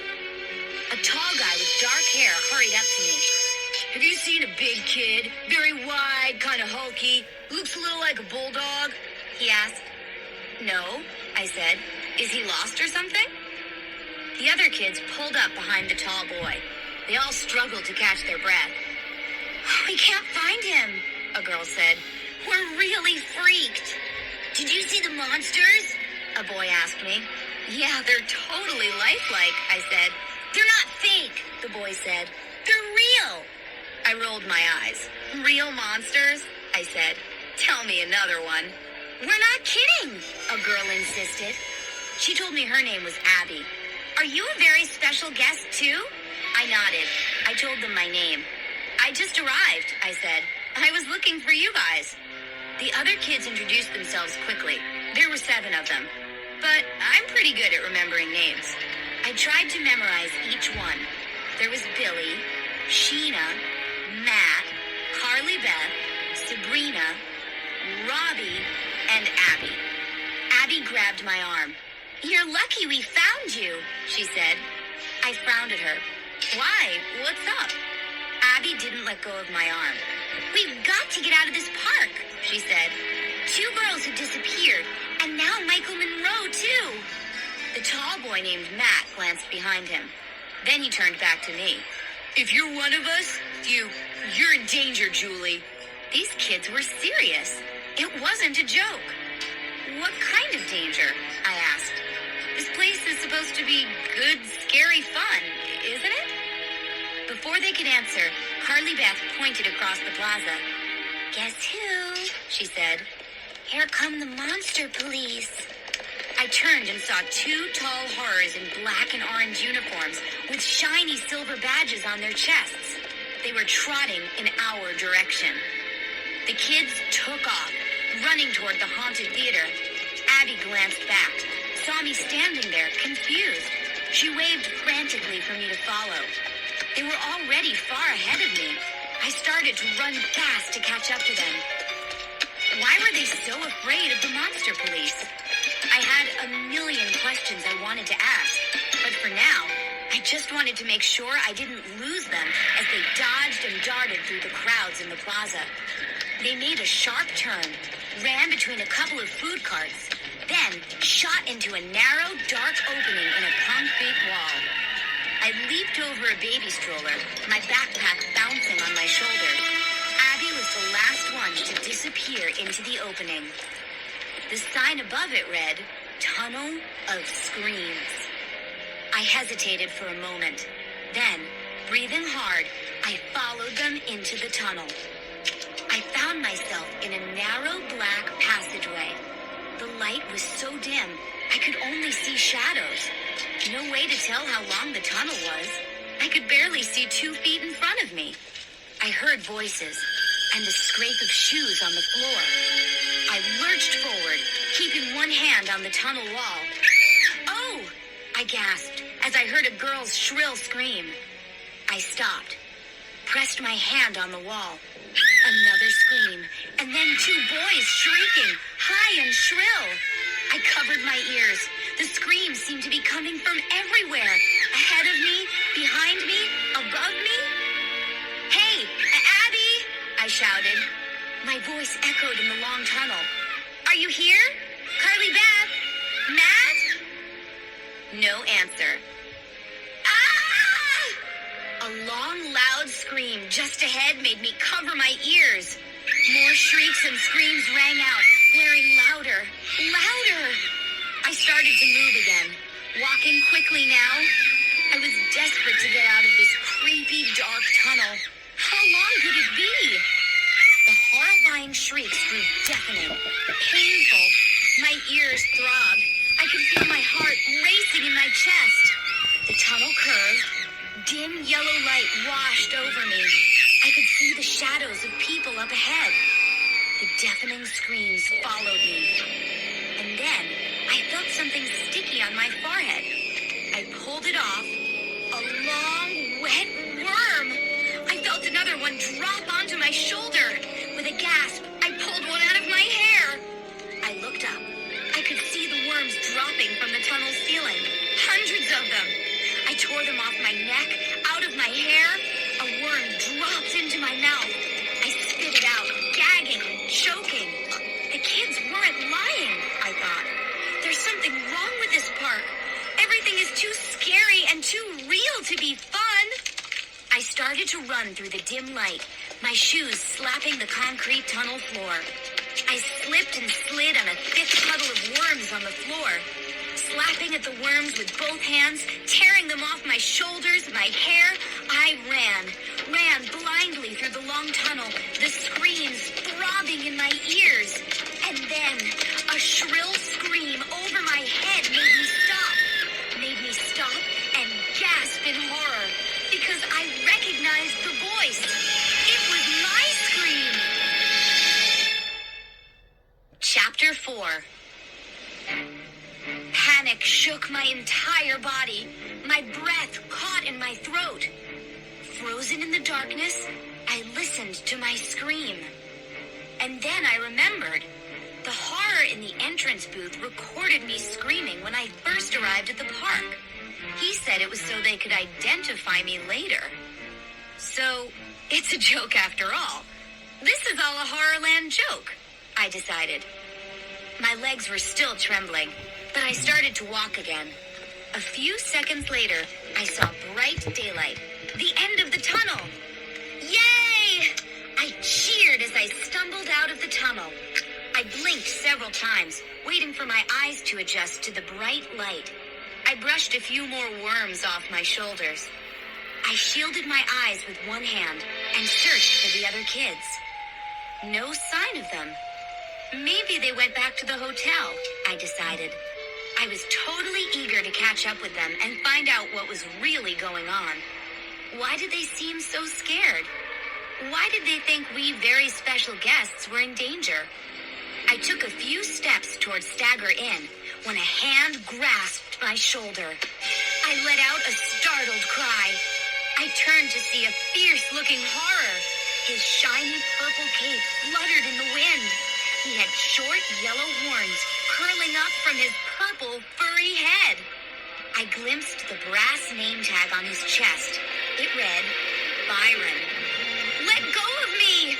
I shouted, but he squeezed my arm tighter and jerked me off my feet. He glanced all around. Hurry. He whispered. I don't want them to see. He started to pull me into the tunnel. "Let go! What are you doing?" I screamed. "Why are you taking me back in there?" Chapter 5.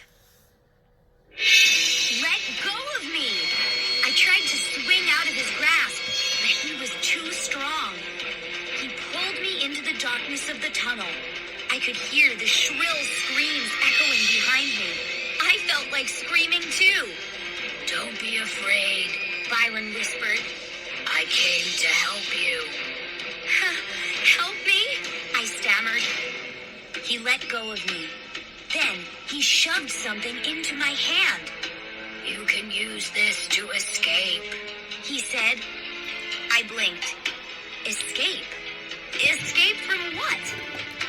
Byron's eyes darted to the tunnel entrance. He really did seem afraid of being caught.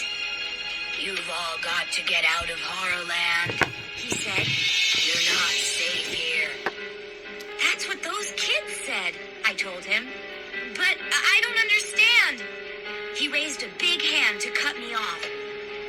They brought you here for a reason, he said. You've got to get to the other park. Huh? I squinted at him. Other park?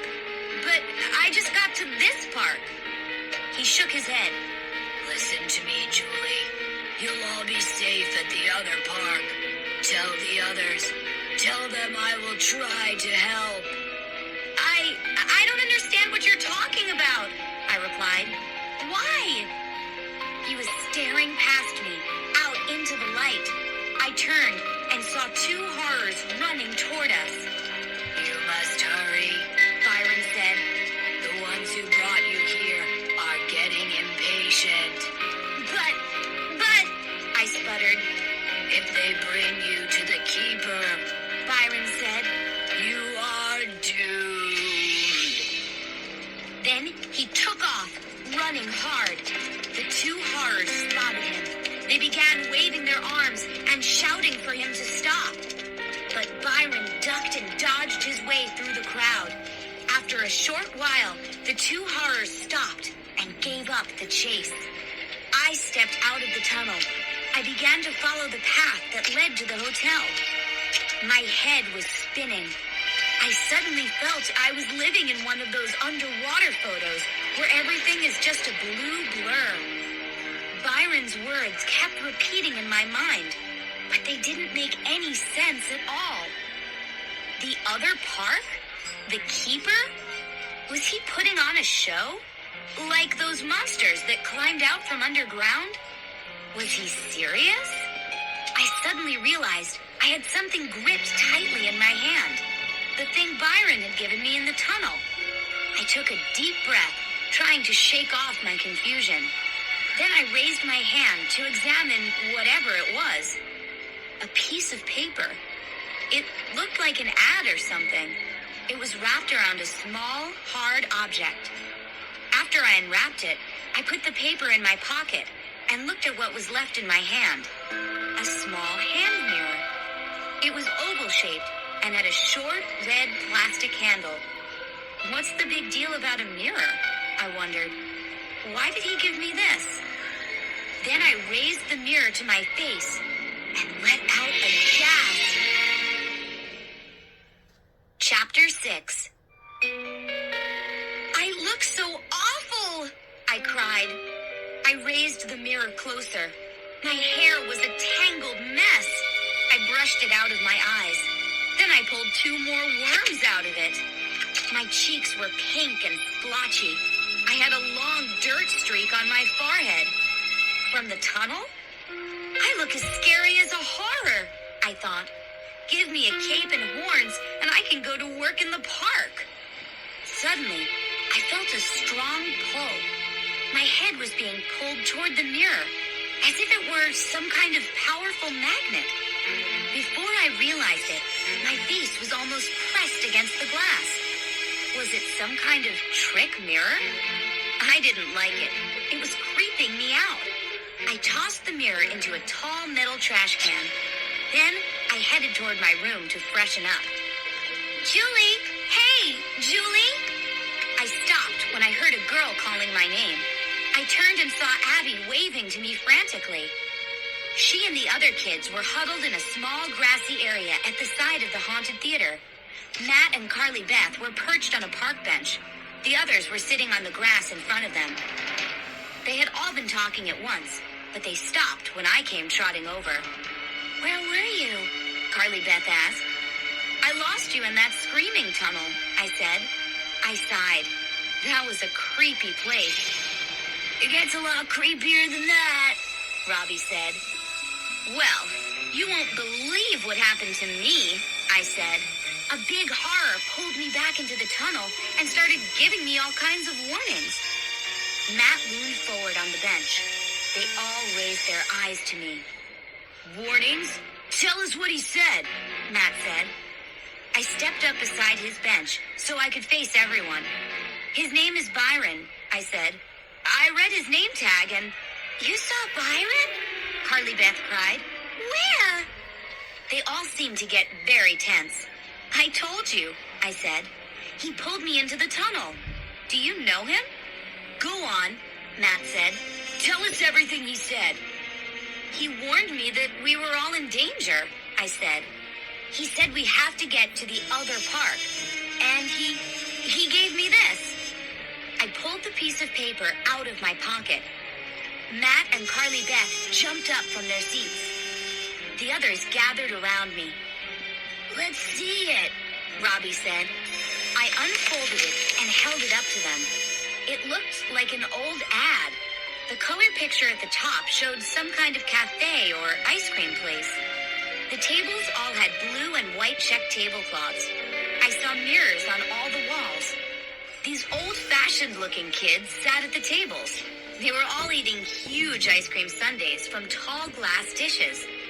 Beneath the picture in big, bold type, it read, Stubby's Sunday Shack, 10 Panic Park Drive. I don't believe it, Matt cried.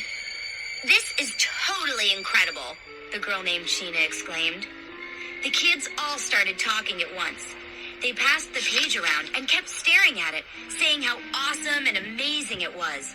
I don't get it, I said. What's the big deal? They didn't hear me. So I shouted, I don't understand. Please explain this to me. The 2 girls who disappeared, Billy said. That's where they disappeared. He jabbed his finger at the page. In that cafe? I asked. We were there, Billy's sister Sheena said breathlessly. We saw Brittany and Molly through the window, but when we went inside, they were gone. Billy finished her sentence for her. We were in that cafe, Matt said. We were right there, but it isn't in Horrorland. See the address? Stubby's Sunday Shack is in Panic Park, the other park. I shook my head hard. This isn't making sense, I said. Are you saying that you were in 2 parks at once? No, we were in our hotel in Stagger Inn, Sheena said. But the cafe appeared. It just appeared from out of nowhere, Billy said. I put my hand in that mirror, Sheena said, pointing to the picture, and it went right in. The mirror was soft. And Sheena went invisible for a while, Matt told me. Then she disappeared too. just like Brittany and Molly. I think I went into the cafe mirror or something, Sheena said. I went to the other park. Through the mirror? I asked. Mirrors are important, Matt said. Mirrors are an important clue. We think maybe that's how we can get to the other park. I slapped my forehead. I don't believe it, I cried. Byron, that horror Byron, he gave me a mirror. He what? Matt said. He gave me a hand mirror, I said. He told me to use it, but I didn't understand. He was trying to help us escape this place, Carly Beth said. Julie, we've been searching everywhere for a mirror. This is awesome news, Billy declared. What did you do with it? Sabrina demanded. Is it in your backpack? Give it to us, Robbie cried. That mirror is our way out of here, Matt said. He pumped his fists in the air. Yes! Yes! They turned to me. I suddenly felt sick. I could feel the blood rush to my face. I knew I was blushing. I started. I couldn't get the words out. Finally, I confessed. I tossed it away. I didn't know. They groaned and sighed and shook their heads. I felt so bad. Abby grabbed my hand. Where did you throw it away, Julie? Do you remember where you tossed it? I think so, I said. It was a tall metal trash can. I think it was right outside the exit to the Tunnel of Screams. Show us, Matt said. I turned and took off running. They all followed close behind. No one said a word. I kept praying the mirror would still be there. I just met these kids, and I'd already let them down. We passed a food cart selling roadkill waffles. I didn't slow down to see what they were. A horror was passing out free plastic fangs to kids. He kept shouting, "Thank you very much. Thanks a lot. Thank you kindly." The park seemed normal and fun, but I'd been here for less than a day, and I already knew that it wasn't. Something was wrong in Horrorland. I believed I was in danger. Real danger.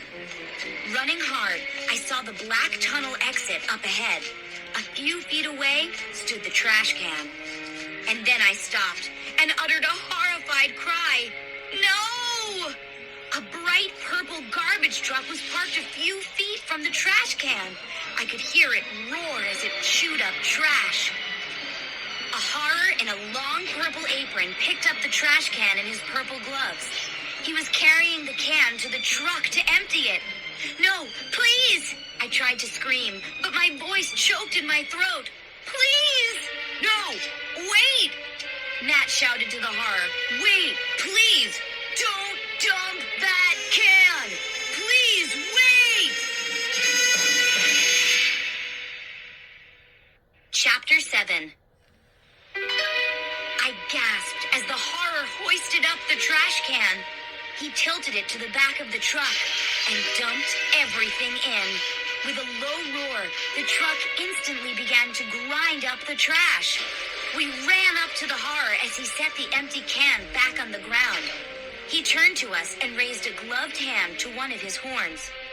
Sorry, He shouted. what did you kids say? I couldn't hear you over the noise of the truck. Never mind, Carly Beth groaned, shaking her head. I let out a sigh. I looked around at the unhappy faces. These kids must think I'm a total jerk, I told myself. That horror Byron gave me something important, and I just tossed it in the trash. The horror climbed behind the wheel, and the truck rumbled away. We stood there, watching it go. Now what do we do? Sheena asked. We were so close. I'm sorry, I muttered. We can't stand here feeling sorry for ourselves, Abby said. Abby is right, Carly Beth agreed. There are 8 of us, right? We should be able to think of something. Let's get out of here, right now. But how? Billy asked. We can't just walk out the front exit. Matt's dark eyes flashed. A smile crossed his face. Why can't we? He cried. Hey, Why can't we walk out the front exit? That's totally brilliant. He slapped Billy on the back. Billy frowned at him. You're joking, right? I'm not joking, Matt said. We just walk out the front gate the way we came in. No problem. I don't think so, Carly Beth said. The horrors, they've tried very hard to keep us here. The 3 kids have already escaped Horrorland, Robbie said. Molly and Brittany and Michael. They escaped to the other park, right? We don't really know where those 3 kids are, Sabrina said. Maybe they're in the other park. Maybe they're not. I glanced across Zombie Plaza. 2 MPs in their black and orange uniforms were leaning against the wall of a souvenir store called Guts and Stuff. Were they watching us? Carly Beth spotted them too. I saw her shiver. Listen, guys, she said. We're not going to feel safe until we're out of this park. So I think we should head to the front gate and check it out. She's right, Matt agreed. We've got to give it a try. Maybe we can sneak out. For sure, Billy said. We can think of a way to distract the guards, and then we can run through the exit and keep running. I'll bet our cell phones will work outside the park, Abby said. We can call our parents. We can call for help. Everyone started talking at once. Some kids didn't believe they'd even let us get to the front gate, but we all agreed it was worth a try. We began walking quickly, away from the plaza, along the side of our hotel, then along the curving path that led to the exit gate. I kept glancing back to see if the MPs were following us. I didn't see them. It was early afternoon. The exit gate wasn't crowded. Most people were staying till evening. As we walked closer, I saw 4 exit turnstiles. A sign with a big arrow read, Survivors, this way. There were 2 small booths next to the turnstiles. One of them was empty. A horror sat in the other one, reading a magazine. My heart began to race. My hands were suddenly ice cold. I knew the others were really tense, too. Come on, keep walking, everyone, Carly Beth whispered. We stepped past the horror in his booth and approached the turnstiles. Eyes straight ahead, Carly Beth whispered. Don't stop. Don't look back. Let's go. We're out of here. I held my breath. We all kept walking. Matt reached the turnstile first. He raised his hands to push his way out. And behind us in the booth, the horror shouted, Hey, you kids! Stop right there! Chapter 8. Caught. Matt groaned and dropped back from the turnstile. I knew this was too easy, he muttered. We turned as the horror came hurrying over to us. He was huge and powerful looking, with a big belly that bounced in front of him as he ran. He had purple fur all over his body. Purple, spiky hair, long, dark horns that stood straight up on his head. His eyes were red and angry. Wait right there. He boomed. Don't anybody move. So close, I thought. We came so close. I could see the rows of cars in the big parking lot on the other side of the turnstiles. The horror bowled his way in front of us. He was using his big body to block us from the exit. His hands were balled into fists at his sides. His name tag was covered up by his fur, so I couldn't read his name. I took a step back. My heart raced even faster. This dude was scary. Are you leaving? He boomed. His voice rumbled from his belly like thunder. Do you think we allow people to escape from Horrorland alive? He demanded. We stared at him in silence. Then he laughed. Just joking, he said. He slapped Billy on the back. I think I really scared you. Ha. Billy couldn't get any words out. The horror pulled a small, square object from his uniform pocket. if you're leaving, he said. better let me stamp your hand, you know, in case you want to return.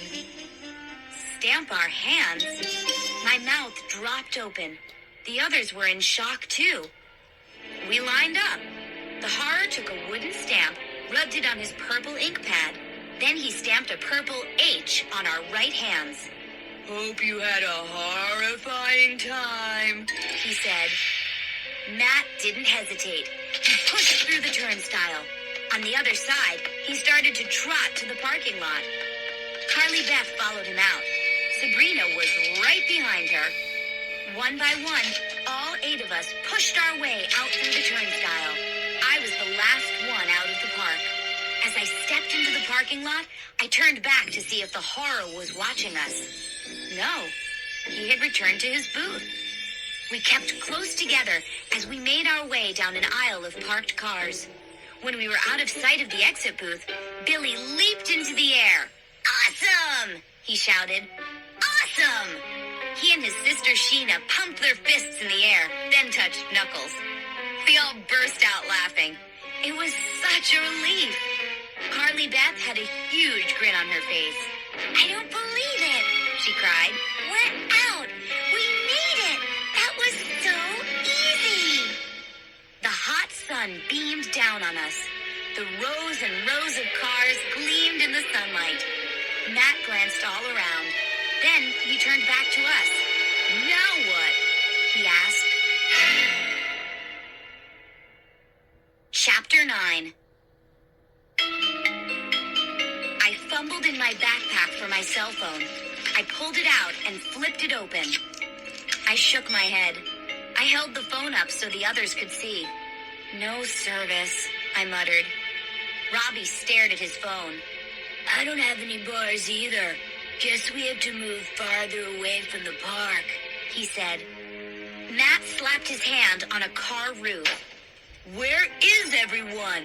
Maybe we can get someone to give us a lift to the nearest town. Good idea, I said. Then we can... Oh! I let out a sharp cry. I felt kind of weird. Kind of fluttery. My right hand started to itch really bad. I started to scratch it. That didn't help. I squinted at the back of my hand. Oh no! I screamed. Look! I held my hand up. The purple H, that horror stamp! It's growing! I cried. I stared in shock. I couldn't believe it. The lines of the H were growing longer, spreading over the back of my hand. Oh wow! Mine too! Sabrina gasped. Mine too! Oh, it itches! It really itches! In seconds, we all began scratching the backs of our hands, staring in horror as the purple lines grew longer. And then, the lines began to sprout like slender purple weeds. They popped off the skin and stretched right off our hands. I grabbed at mine. I wrapped my fingers around the growing, stretching strings and gave a hard tug to pull them off. Ouch! I screamed. They were attached to my hand, stuck into my skin. Like jungle vines, they reached up, growing faster, growing fatter. It's like snakes, I cried. It's like snakes growing right out of my hand. The purple tendrils twisted in the air, rising higher, like they were reaching up toward the sun. Help! Oh, help! I can't pull it off. Ouch! I tried snapping my hand back and forth. I tried tugging at the tendrils again, but they were as strong as electrical cords and stretching fast. We were all screaming and thrashing our hands around, trying to fight the growing vines, but there was no way to stop them. They grew so fast. The tendrils snaking from my hand were at least 6 feet long now. They stood up high, then lowered themselves quickly and began to wrap around me. They wrapped around and around me, tightening like elastic. Tightening, tightening. Help! Somebody! We were all screaming now, trying to squirm out from